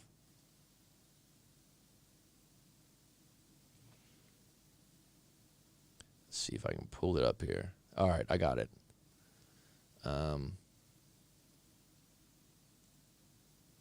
But it's the Instagram thing is gonna be an issue for a while. It's you got to speak up and not let it go. But yeah, it's not really ideal. And I'd say even if you were a guy and you were getting a bunch of DMs, right? At some point, just the access to those DMs and putting that out there, if something goes wrong with your girlfriend, you're going to be less patient, right? This isn't about courting her. This isn't about, being the best boyfriend you can be. It's about keeping options open. And the funny thing is about having friends and family that are females that I'm close to. They told me they do this, right? Because I'm talking to me, I'm a neutral person. They told me that they have back burners, that they have, guys that they entertain in these chats. Okay, so I don't want to say, when I say nonviolent communication, I wasn't insinuating that you raise your voice. That's just what it's called. It's Marshall Rosenberg. Like I said, it usually insinuates that there's going to be some kind of violence. It's not. Let me show you the chart really quick. That's just what he named it. But it's just a great way of communicating. If your partner's willing to sit down with you and talk to you, even though she's defensive about it, try using this method. And here, I'm going to show you it real quick. And thanks for the donation, but I appreciate it.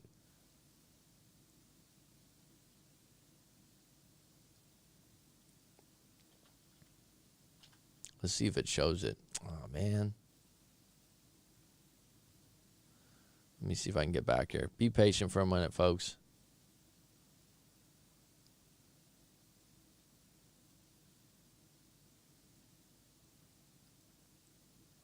Let me see if I can get this one up.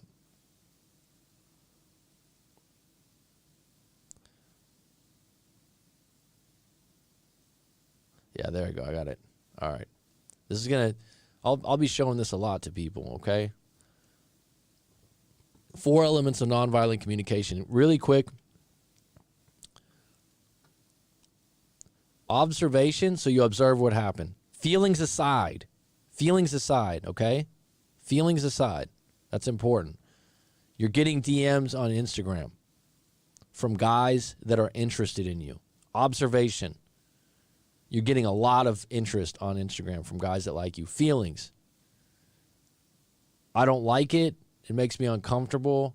I wouldn't do it to you. I feel betrayed. I feel angry. I feel upset. Okay? This isn't for you to get sympathy or go overboard with it. How do you feel? What's your need? I need you to stop interacting with these guys on these DMs. Request.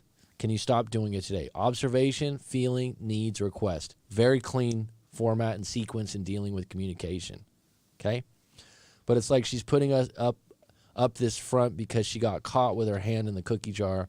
But after a while, more of the truths come out, and the mix of guys weren't all just innocent people who saw.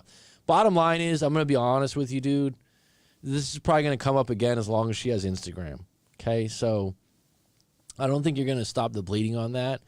The fact that you put up your boundaries and are giving it your best is fine. I think that it's better than you just saying, oh, I don't care. I've met nice guys that are like, I don't care. I just don't care. Right? This is probably, and just monitor it. If it comes up again, hey, we talked about this, right? It's not cool. I'm not talking to multiple women on, so you got 25 guys up. But my question is she posting herself in bikinis and provocative clothes, right? Why don't you do this? How about considering this outside the box? You guys both go on a social media fast for a month. I don't know, and see how things go relationship-wise. Hey, let's just try something. For 2 weeks, we both don't use social media. And just see how your relationship transpires. But I've known women in relationships that were like so into their boyfriends, they just cut their Instagram account. And someone's like, "Oh, that's controlling." Well, if they had like 900, 1,000, 2,000, 4,000, 5,000 followers, and they're going through their DMs every day, and they're in a real relationship, yeah, it's the equivalent of being on Tinder or one of those things and still being active. Because even if the person's like, "No, I'm not interested. I'm into you, hun." Da da da. I mean, you have a whole cupboard of options every day. You got to eliminate that, right? The alcoholic can't have liquor in the fridge, right? All right, we got off the video, but I kind of wanted to finish that video. So let's see here. If you got a lot of trouble with this too, Ryan, go ahead and book a live coaching session, all right? Anything, but from what she's showing me, photos before I did start dating her, she did post thirst traps. I never heard the term thirst trap. Well, yeah, book a session. I think sometimes booking a session when you're not in a breakup or when you have problems is actually really good. Because I'm going to give you a different perspective and take you away from maybe making a decision that could sabotage the relationship. I'm not going to save your relationship, but the one thing you want is a different perspective because your feelings are involved, right? So if it continues to transpire, and actually I haven't advertised it, but I am doing couples work now, and I've done it with another client or two clients, and it went really well. It went really well. If I do that, I usually want to meet with each one of you separately. Another thing that I've recommended to clients recently is when you're having an argument or a debate about something, just to take some emotion out of it a little bit and change the situation. And this might sound weird, but try it. Talk and text. Like talk and text, but in person to see how each person reacts body language-wise, but without using words. It's kind of an interesting and different way to interact without raising your voice and taking your time to say something. So you're actually texting in person but looking at each other, like sitting on the couch. Just try it as an alternative thing when you have some hot issue.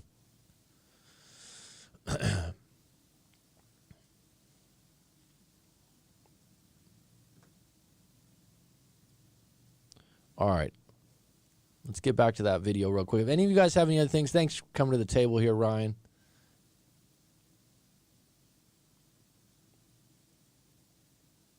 Let's see if we can finish up this video.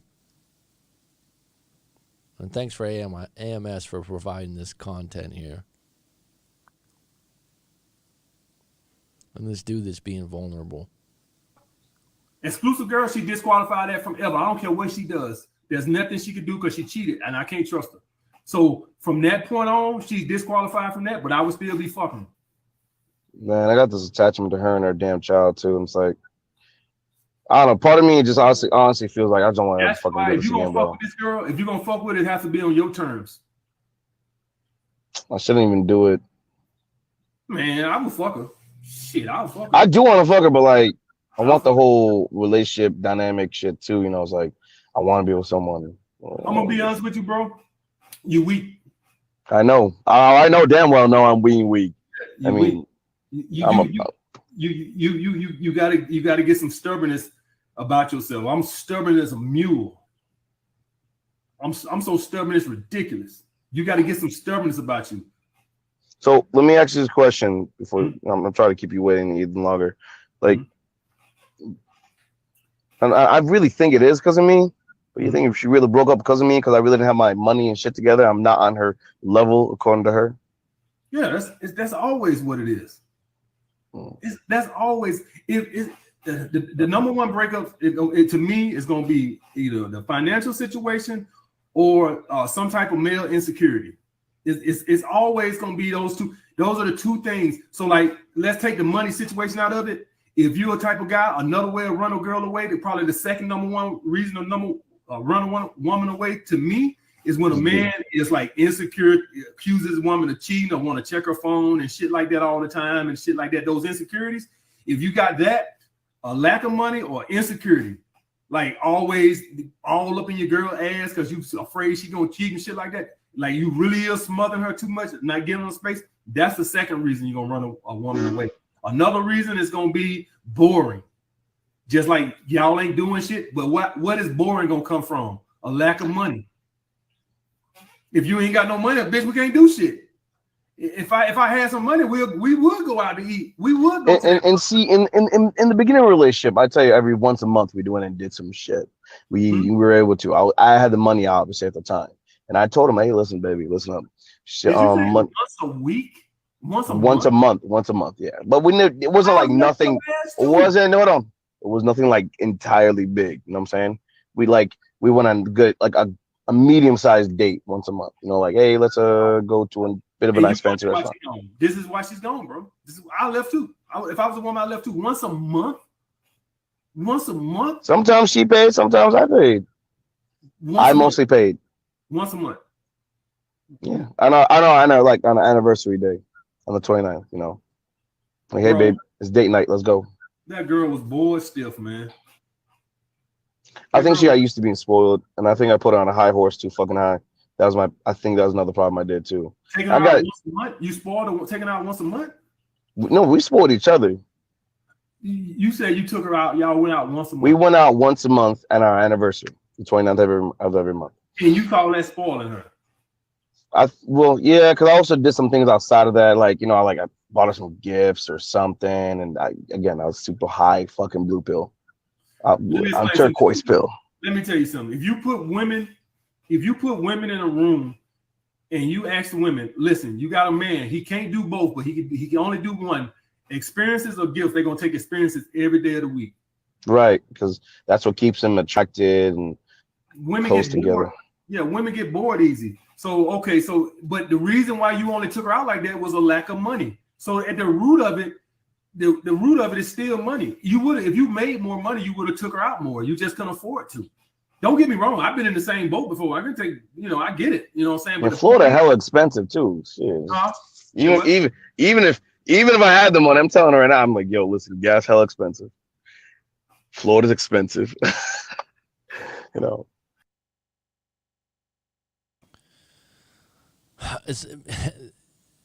The thing about it is you can go on good dates that aren't expensive. Money's an issue in certain. This woman, he said, has a kid. If a woman has a kid, money's important. She's gonna need to take care of her kid. If you're not taking care of her kid, she's got extra payment. So like that is important. But from the get-go, he started out that she cheated on him multiple times. He caught her and took her back, and now he's grasping to stay with her. That's the part I don't get that keeps getting erased here. It's like, what are you chasing? It's like what AMS is saying is like, if you want to keep her on the rotation or just keep hooking up with her, fine. So this guy fell in love with her, is what he's saying. And he's looking like, oh, like if we got back together. I don't even think it's like, what's not being realized here is if let's just say your money was right. Let's say you won the fucking lottery, right? Would you want, this would be the question I would really want to ask. Would you go back to her? Or would you, now that you've got this money and you're going to be of more high value in your area, and your area counts, right? So whatever area of Florida he's in or whatever, money counts in certain places, right? More than others. But if he elevated his status, let's just say that, would he take her back? That would be a great question. That would be enlightening for him. That would be a new perspective, because right now what AMS is saying, well, just keep her on the team. Don't really care about her. Be stubborn. Push her away. You know, like you didn't treat her that well, but like she cheated on you, this or that. It's like, how about this perspective? I'm just giving another question. If you were, you know, like I said, let's just be extreme, millionaire. You're a millionaire. You just inherited all this money or something. I don't know. Do you still want her back? I think you want her back because you don't feel like you, and this is what guys, when they do a private coaching session with myself, and this is where you can like divulge everything and really get some help. A lot of times, a lot of guys, and they start to break down a little bit, they're like, I don't think I can do better. I don't think I'll ever get one like that again. Or they'll start going in like her intimacy. Like, actually, the intimacy was the best I ever had. I've said this many times. There's a lot of guys out there, when I get into a coaching session, it's like this, complain, this. I remember this one guy, he was some kind of famous DJ in Europe. Like, he was really famous. He did multiple sessions. He'd always do 2 hours, right? And that's $225, right? And he would be like, no problem, leave a tip. We'd have these deep sessions. It wasn't until like the 3rd hour of the 2nd session, he kind of admitted, I'm like, she's cheated on you, she's done this. Like, I'm listening. We're talking, I'm like, so what? Like, tell me the real reason you really want her back. Like, because he's just talking about how bad she is, right? This guy's talking about, like, you know, I did some things wrong. If I would have done this right, it's like, wait a minute. Right? Is it about that you did some things wrong, or you could have had more money? Or is it the fact that she cheated on you, right? Whether that's and you caught her, she didn't tell you, which is even worse. So it would have continued, and probably, like, she was doing it behind your back. So you didn't cheat on her. So you guys are on 2 different wavelengths of care. And to me, that's like, I'm not sure if you made more money and you were a better guy and dated her better, that would change the circumstances of getting cheated on. And the whole thing about this, originally when we started this episode, why do men cheat and women cheat, I was just giving the baseline of where it comes from. But if one person's all in and they find someone else cheating, and then they kind of let that part of the situation go, that's blind. That's blind love. But here's the thing. If you up your value, are you going to chase back an ex that cheated on you, or are you going to realize your value? Because now you have more options. And really, this guy's stuck in neutral in the sense that, like, oh, you know, I should have done this. No. The second time you found out she was cheating is when you should have just broke up and moved on, because that doesn't line up with you. Dude's Girl is all about getting attention on Instagram and reapplying to other guys in DMs. You have your answer. Walk away. You're not first in her world. Her getting attention from other men is first. The Instagram thing, if you're talking about the Instagram thing is an interesting animal in the sense that I think a lot of guys, and this is generational, right? If you're going to deal with a woman in her 20s, it's just built in that they're probably going to be active on social media. And how to navigate that, that's a topic of itself. I don't think it's as simple as just going, I'm going to break up with you. It's setting your boundaries on it, though, for sure. And even if a woman has a problem with it in the beginning, fine. Sabina mentioning that, Richard Granny mentioning that his ex-girlfriend was a psycho and she didn't have social media. I always find it a little bit suspicious, personally, when an individual that considers themselves highly intelligent or someone that considers themselves pretty intelligent refers to their ex as a psycho or a psychopath, that they've been conned. I always find that interesting. I always would like to know more to the story on both sides. And I'm not saying it's not possible or wrong. It creates this thing of someone not taking accountability for how they're filtering for their partner, what happened on their end in the relationship, and using a huge term like psycho. To me, if I went to, oh, my ex is a psycho, which is like an extreme word, it's a little bit of a reflection on my ability to navigate a relationship. I played a role in that, right? It's not a complimentary. It's kind of a way of like, oh, you know what? The reason why I lost the game is the refs were bad, right?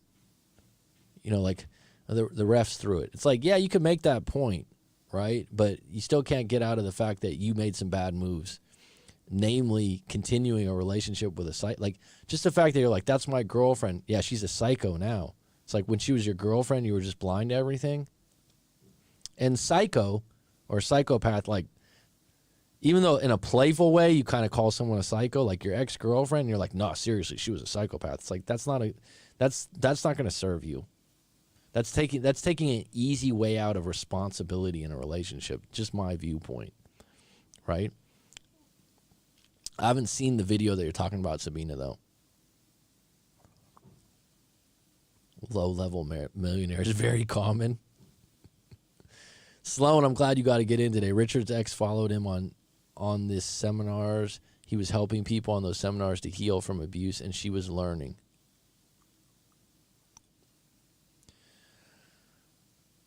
I've heard some of his stuff. Not a big fan, just to be honest. But he's got a huge following. He's got a lot of energy. More power to him. I know that Clutch has had him on a few times. I think Clutch likes his work. To be honest, I've only seen a couple of his videos. He has live streams with one friend, so was telling that story. Okay. I understand. I think that I just don't line up because it's a lot of narcissism, a lot of, extreme stuff like that. You know, there's the internet and YouTube's so interesting now because they create these. Someone could take a term and make 20 videos on no contact, and now what it's done is it's. Even me, I go and look at these reaction videos. You're paralyzed by this paradox of choice and what information is correct. I'm working now towards writing out a protocol for breakups because I'm like, rather than write a really good detailed book, I think maybe getting simplified information that's more interactive might be more useful now. Because there's just so many anecdotal stories out there, which anecdotal stories are good. It's like right now, this AMS thing, he's giving this kid advice that he would do. So it's like this is what I would do, which is great. Like you're on AMS's show, this is what he would do. But really, this kid, if you're listening to him, even when he's listening, it's not lining up. And what I like about hypnotherapy, work of Milton Erickson, Michael Yapko, these guys, each person you help, and I'm not saying AMS is a therapist or hypnotherapist, each person you help, you first have to learn how they operate and see the world. And each person's going to uniquely need a different set of advice due to their circumstances and how they look at the world. Now, what most people do a lot of times will say, this is how I look at the world. And if their platform, their status, and they're an authority, such as a doctor, well, then people automatically go, oh, this is the best advice. All the while, they're still recommending something that they would do. Does that make sense? You know, it's like today I had a live coaching session. We ended up going 30 minutes over, like an hour and a half, which happens quite, because the first 20 minutes we're talking, he's like, oh, you probably have to warm. I was like, no, I want to learn about you a little bit, how you operate, ask some questions, build some rapport. Because this is how you really learn what's best for you.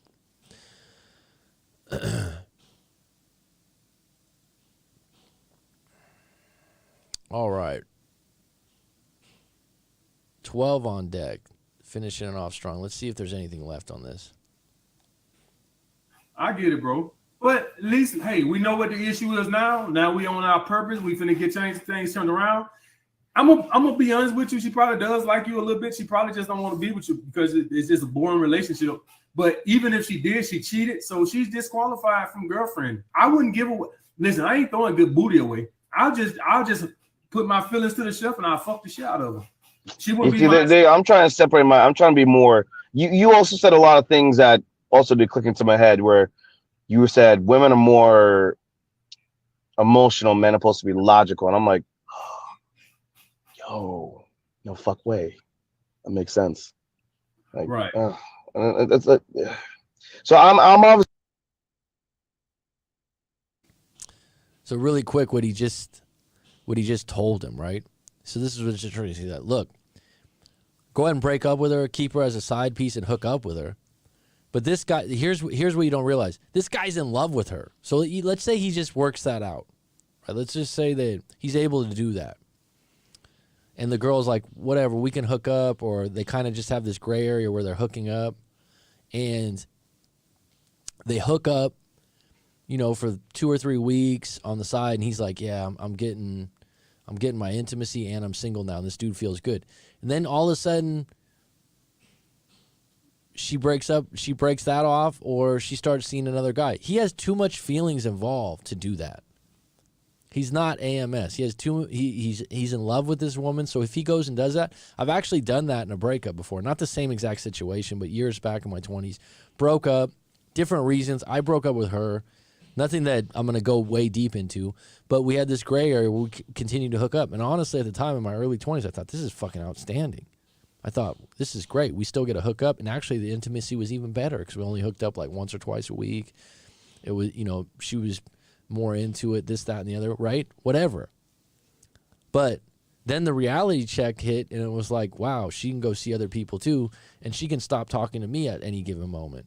And that's what she did. She started talking to someone else. I was talking to other women too, but at the same time, I didn't realize that was going to hit me so hard. And if this guy goes and was like, look, he's not going to be able to have her as a side piece and not give a damn about her, which is what AMS is suggesting, because his feelings are too wrapped up. It's too far. He needs to completely step out of it, go all in, block her, be done. They don't have kids together, and validate that by saying she cheated on me already. I got to work on some things. And really, he's got to read a few attraction books, because the idea that, I just realized that women are more emotional, men are more logical. This is like, relationship 101. You just got some books to read and some research to do. But if you've been together with someone, you're not going to change the narrative. And this is the other part. When you get advice from someone like AMS, and he's got good advice for doing what he does. Now, you can recreate your character and your outlook into more like AMS. Like, he's like, you got to be more stubborn. You got to be more tough. You can do that, but you're not going to recreate that character for this woman. You've already been typecasted. You're going from playing a role as Chris Rock, a comedian, kind of a funny guy, lighthearted, to trying to put Chris Rock in a Robert De Niro movie, right? It's like the audience will just be like, what is Chris Rock doing, right? She's already has her ways that you operate, and if you change that in a day, it's not going to be attractive. It's going to be unpredictable and uncomfortable, and she's going to be saying you're acting out of character. But if you wanted to change that because you're like, I want to change my results, then you probably need to take time away from a relationship and reorient the ship, if that makes sense. You can't just, all right, I've got this advice, I did this video, I've often said this as an example. You can't overnight become a Hell's Angel, right? And then everyone's going to go, oh man, it's like me, if I became a Hell's Angel, and it's like, wow, Mac really went over the deep end here. It's like, who does he think he is? He's got a tattoo, he's got earrings, he's got a black leather vest on. Everyone in the chat would be going, what's going on? Is it Halloween? No, I'm a biker now. It's like, whoa. And that's the thing. You might envy a certain person or look up to them, but if you're gonna follow their lead, sometimes you need to take 2 steps back before you take 2 steps forward. And in this particular situation, this guy definitely needs to just get completely away from this relationship and figure out what he wants to do moving forward. If he wants to be like AMS and have a rotation, kind of treat women a little bit differently, not get in a serious relationship, totally fine. But he's not going to be able to pivot back into this relationship and put those kind of moves on the situation. Does anyone agree with that or disagree in the chat? Throw it in there. We'll see if we can finish this off strong. obviously learning this whole red pill thing now, and like it's gonna take a minute, you know. And I'm gonna say again, I thank you a lot. So okay, so quick before I go, so you said just tell her like if she keep messaging me, sending me videos and whatnot on Instagram, just block her. This is what I would tell her. If this is me, I would say this right here when she hit me up. I'll say, listen, wait a minute. See, this is me taking it from the perception that she's calling with a purpose. Well, she's not directly texting me or saying anything to me. She's just sending me videos and stuff. Yeah, that right there, I would ignore. I'm gonna respond to that. No, but if she would have given me some words or call me, then I'd be like, hey, listen up. See, you doing all this fancy with her. That's why you can't have no leverage with her. That's why she just hitting you up with this bullshit. That means nothing. It's just fucking with your head. It's not like she's even calling saying, hey, can I see you or something like that. Then you can put a line that, well, how you gonna make it up to me? You know, I don't like the fact that you left me. But she's not even doing that. She's just digging around.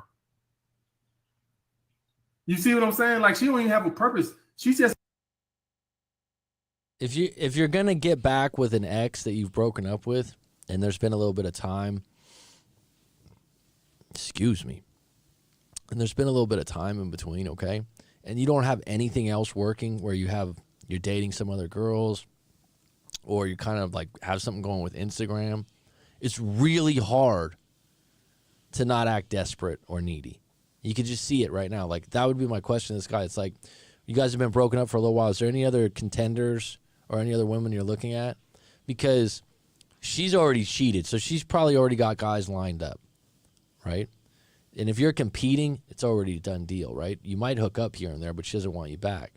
Now, that being said, if you're going into interactions with her trying to get her back, and she's the only show in town, and she's the only, and I'm not even saying you need to be dating and hooking up with women, but you got to have some other kind of thing going on. It's like he was saying earlier, like, I got other women I could hook up. Really? Now, those other women aren't going to be the same level of love that you have for this woman. I'm with you. I'm totally with you. But this idea when you don't have anything else, it shows in your interactions, and that's why AMS is like, you have no leverage here. When I thought of that, it's like the leverage you have with yourself, it's like, I have someone else to call or interact with. I have someone else that's interested in me. This is the only show in town. It's water in the desert. That's when you got, instead of pursuing that water in the desert, you need to take 2 steps back and find more water. Because that person that has the water in the desert is going to be selling it at a premium. It's like you go to a ball game, right? And they sell waters for $12. They own that space, right? It's the same thing when you go back to your ex and you feel like you have, this is the only person I'll ever love. This is the only option I ever have. And if you go back and they have other options, it's pretty much dust. And if anything, they'll take you back out of pity or to use you. Those are the two things.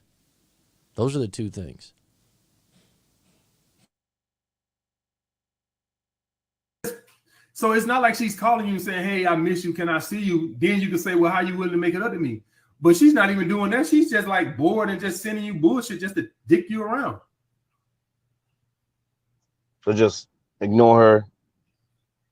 I would say, man, listen, if you're going to call me, if you want to see me and you want to get back with me, I need to know how you're going to make it up to me. Other than that, all this other stuff, man, I ain't even entertaining this. Like you said, we are the prize. And they got to work for us. Work with our shit. They're part of our purpose. Whoever's the prize is whoever got the leverage in the relationship. You ain't got the leverage in the relationship. So far as I'm concerned, she the prize. The prize is who the prize. You think you the prize just because you got balls? The prize is whoever has the leverage in the relationship. That's who the prize. Yeah, but you also said sometimes like. This is a great point about leverage, right? This is when he's talking about money, which not all relationships are money, but a lot are. If someone has more money in the relationship, that's a big set of leverage, right? I was saying this in a story recently, and someone had said in the comments they didn't like it. Not me, but the story in the sense. And this guy was taking care of his girlfriend, and I said this earlier, vetoing what she could buy and what she couldn't buy because he makes more money and he's in charge of the money. Now, the girlfriend might think this is great because I don't have to work.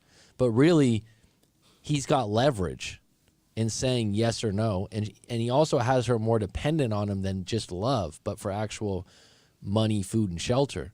And so when someone looks at a relationship and they go, wow, this guy's just a sugar daddy, he's also, in some ways, unless he's a complete pushover, has some control in the situation. He has some leverage. He can literally take away the money. I'm not suggesting that. I'm just saying that. In this particular case, it's as simple as this guy has stronger feelings for her than she has for him. She's already been cheating, so she's already willing to pivot out. Soon she probably already has some guys waiting. So she's got leverage because the person that breaks up has more leverage because they're saying, I'm willing to break up with you and I believe I can do better on my own or not. Now, some people 2 weeks or 1 month down the road regret that decision, right?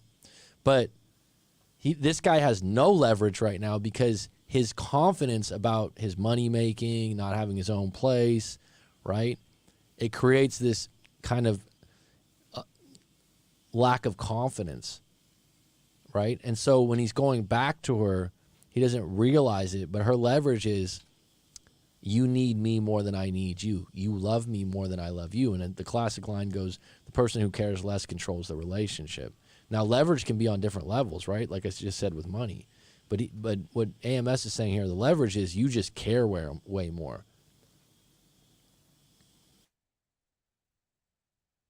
The man the prize because, you know, we the one, like when you acting like a man, you acting like a woman. She's acting like she's the prize. That's when a man is acting like a man, you're the prize. So let me explain this to you. So if you're a guy, you making 6 figures a week, you taking your woman out, you providing an experience every week, you doing what you're supposed to do as a man, I'm the prize. I'm handling shit. When the woman is dicking you around and you sit up here calling her back, she cheats on you, you treat her like she's the prize. So she's the prize. Whoever cares the less in the relationship, that's who's the prize. Oh yeah, I heard you say that before. Yeah, that's who the prize. It should be the woman, but in your case, it's you. So she's the prize. It's whoever feels like they have to earn the other person. So pretty much whoever gives less fucks in a relationship just pretty much is the one who has the power, the one who's kind of like. Right. And right now, that's her. You need to get that. So stating the obvious, you need to get that, right? It's like, this is what gets lost in advice like this. And AMS, he's just doing these 15-minute clips because this guy's busy. He's got a big following, and he should. He's funny, man. And he's straightforward. He gives some good advice. This guy would have to get a little deeper. You know, everyone's like, get on your purpose, work on yourself. Those are very surface-based terms and generalizations, and they're true, but they don't get to the roots. So this guy would have to do what I would call like an honest self-assessment and be like, all right, my money's low. Where are your soft spots where you're insecure? Because just knowing that you have to be the prize, you could totally fake it till you make it, but if you don't believe it, it's going to come out, right? And that's where you get a situation like this where he's like, oh, you're doing this. You could understand that, you know, I have to be the prize or I have to be the man, but if you don't feel like you are the prize or you are superior, and for some reason I don't like that term. I totally understand you are the prize. I've seen it more than once. It's more like, to me, how I would translate that is when you're at your best, you feel like, you know what, it would hurt to lose you, but I'll be okay. I'll be all right. I'm gonna get through this. I'll meet someone else. Eventually, I'll get up off the mat. Like, I'm not gonna discount the fact that I'm not hurt or I'm not upset, but I'll be okay without you. I'll pivot out of this eventually. It's like years ago, I was in real estate and I had a mentor and partner in a sense, business partner in a sense, and we were doing pretty well. And I got offered another job in real estate, for commercial real estate. And the way he handled it, because he really liked me, spent a lot of time with me, made money from our deals and whatnot. And he was like, look, Mac, I remember we went to lunch. He goes, look, Mac, I'd really like you to stay on and work with me, but if you think this is a good thing for you, man, go for it, bro. And he bought lunch and everything like that. And you know what? It's kind of like that with a breakup. It's more difficult, but in the back of your head, you got to feel like those are the people. Someone says, like, who pivots out of breakups? Someone's like, oh, you must see the same things. People are all different. There's nuances to it. They're not all the same. The breakups are quite different because of perspective. But here's the thing. The people that pivot, or the people that I've known that just don't even need breakup advice, they're hurt. They're upset. They deal with their feelings up front. They'll cry themselves a river. They'll cry themselves a river. Okay? For a day, a week. So they get all their emotion out. Number two, they're in a really good place as an individual. And that's not just they're rich. They like their job. They feel significant. They got good camaraderie from family and friends. They as an individual, they feel good about themselves. And so they feel like they can actually meet someone else. Now, it might take them a month. It might take them 2 months. It might take them 6 months. But those are the people. I had a client last year. She was a doctor in Germany. And it was more like she wanted to analyze the situation. She was a catch, dude, highly attractive. And I knew she was going to take our one coaching call because a lot of times, sometimes you need to talk a couple times. And she'd take the advice, the things that we talked about, and she'd just put it to action. She was going to be just fine. She just needed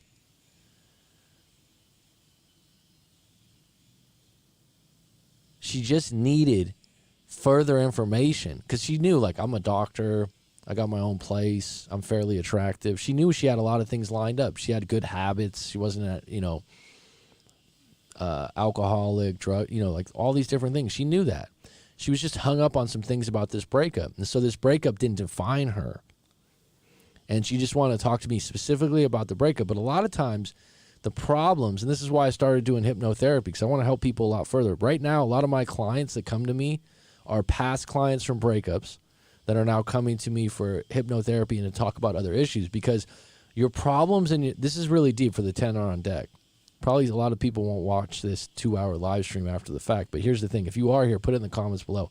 Your breakup, if you're having a lot of trouble with it, like this guy is, there's way more roots to that than just like, oh, get your balls back, make yourself the prize and all that stuff. And like I said, AMS is cool dude. He's given sound advice in 15 minutes. He's given strong advice. But this guy, what he'd want to do is he'd want to go, why am I, what, now that I'm an individual, what do I want to work on as an individual? That's where it's different. And that's, like I said, people come out of breakups really good. As an individual, they're really happy with themselves for the most part. They're confident. Confidence comes from being good at a few things. Does this have to do with being unattached, Mac? Jadism or Jodism? Can you elaborate on what your question is? I'm a little confused. If you mean being unattached to your partner, this term attached or unattached, I mean, it could be attachment theory. I don't know what you mean. So elaborate a little bit. Bernice, oh dear, no. What, in regards to what? So like I said, I would need to know, and just for anyone out there, when you're dealing with someone and you're having these discussions or whatnot, when someone asks you something and you're unsure, ask them to elaborate, because a lot of times people's definitions of things, if you assume, right, like a word like unattached, I'm not sure where you're coming from in regards to AMS video with this guy. Well, here's the thing. AMS is unattached because it seems like his outlook is to have a rotation, have many women. He never plans to get married. I don't follow him very closely, right? Some other people be like, oh, no, that's not AMS. I've seen a few of his videos. He says he never would get married. He likes to have a rotation, which means multiple women. He has a high value on intimacy and looks, which is fine. That's just upfront, right? So he's unattached to falling in love with a woman. This kid that's talking, he fell in love. Now, if you're a red pill or one of those things, it's like, oh no, you messed up. It's like it happens to some people, right? So I don't know if you can control being unattached unless that's your mindset. Like AMS, I'm stubborn, right? I bet AMS has probably been burned by love before too, right? I don't know if you can go into relationships and plan to be unattached.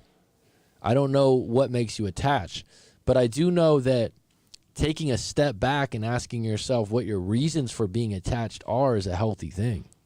Talking to a coach like myself and getting to the bottom of like, why am I so attached to this person or this situation? It's like the client I had this morning, highly analytical, just need to go through things a little bit, right? It depends on you. Now, unattached to outcome is an interesting one. So like if you were talking to me about a specific thing like, oh, I want to send her a happy birthday. I want to send her a happy birthday. And I'm like, to your ex? Yeah, my ex that cheated on me. I just want to say happy birthday. An unattached message would be, I don't care how they respond. But if you care how they respond, then you're attached to the outcome.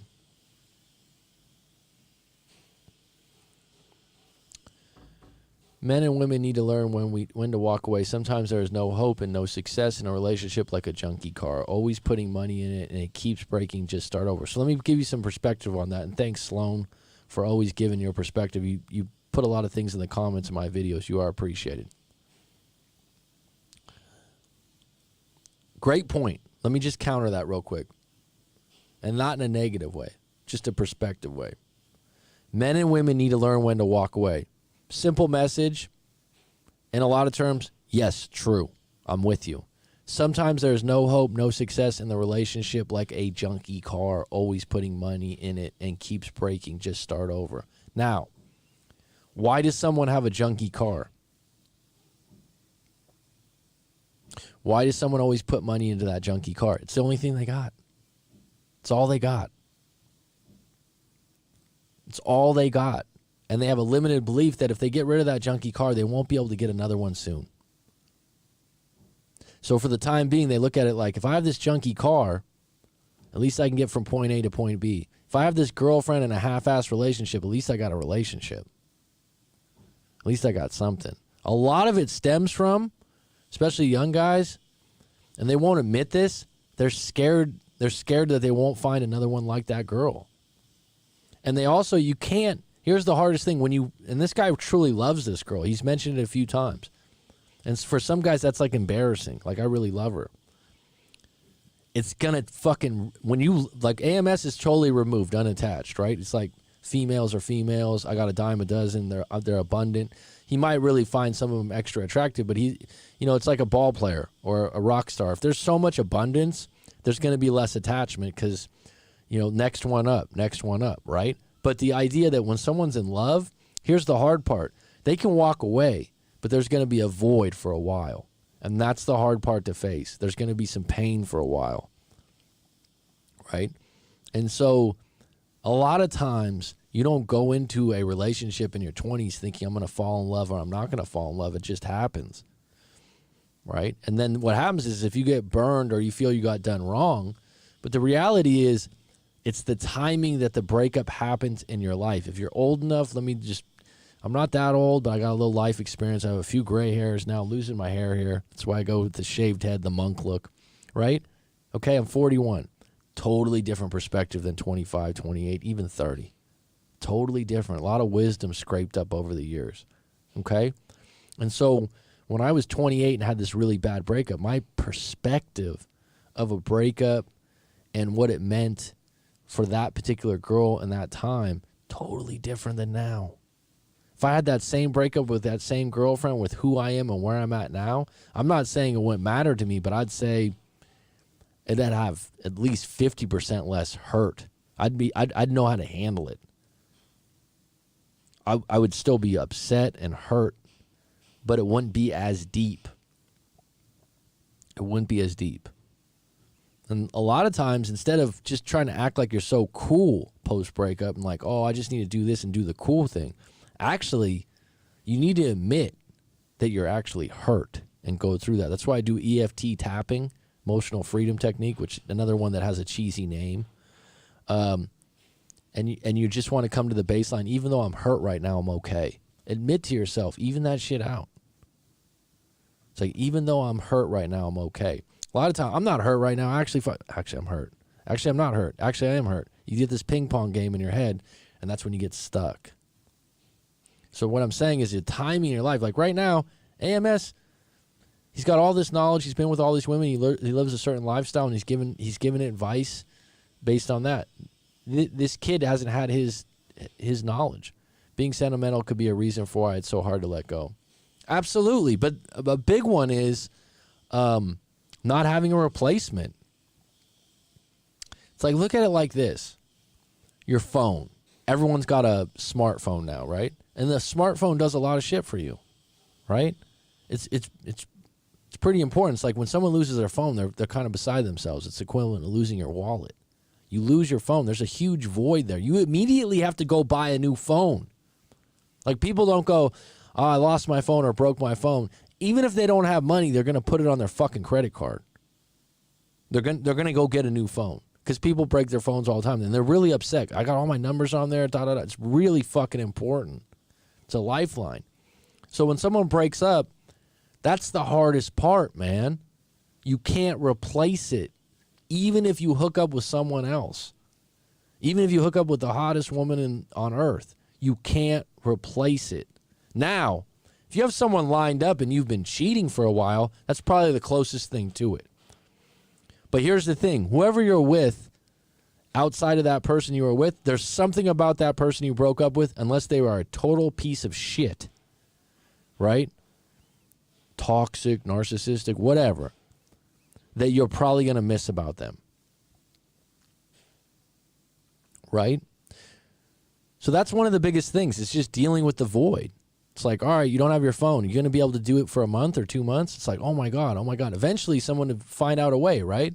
They'd start using email more. They would find new ways. And this is what happens. People go 2, 3, 4, 5 years.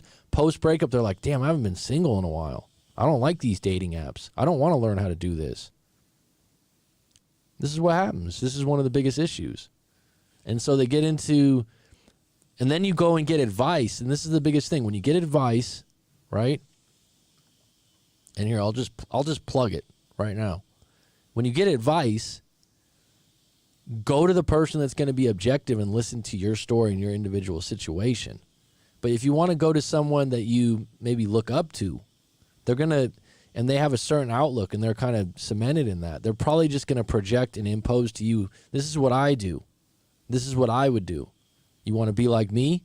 Do this. Totally fine if that's how you want to be. It's like a lot of people like Corey Wayne, right? It's like, do you want to be like him? It's like AMS. You like him? You want to have a rotation? You want to do these things? AMS said yesterday, if you don't want to be like me, that's fine. But he's going to give you more information of how he rides and how he does things and how he operates.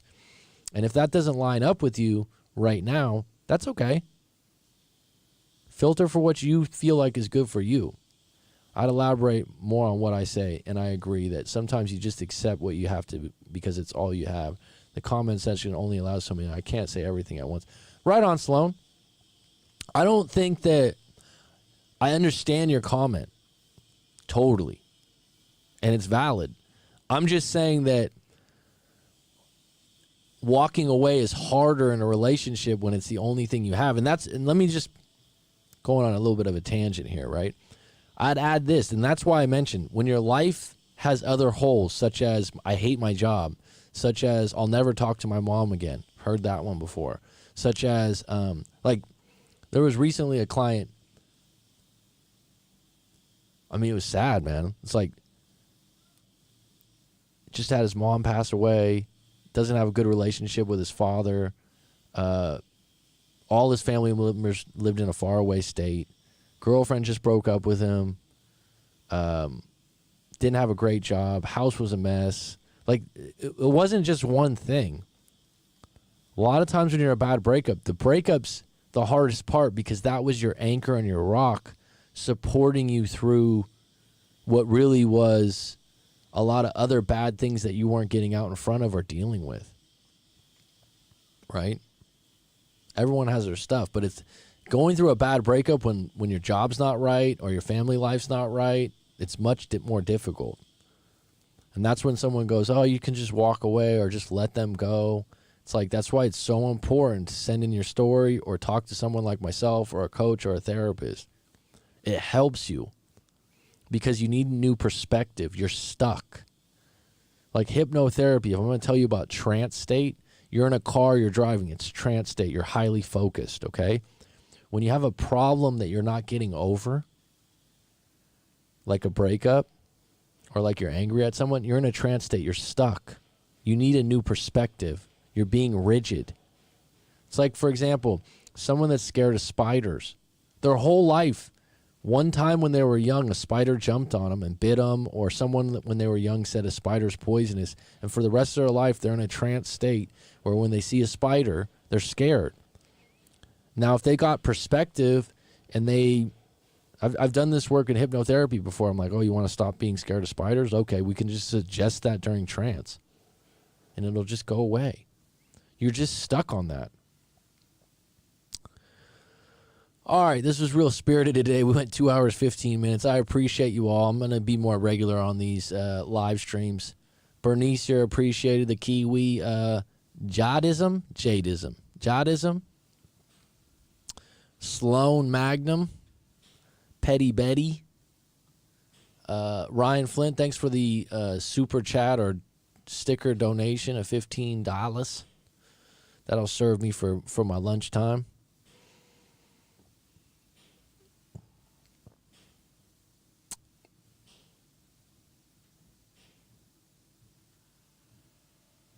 All right. We got Rob IS. All right. All right, folks, it's been a pleasure. Have a good one. Take care. It is curtains.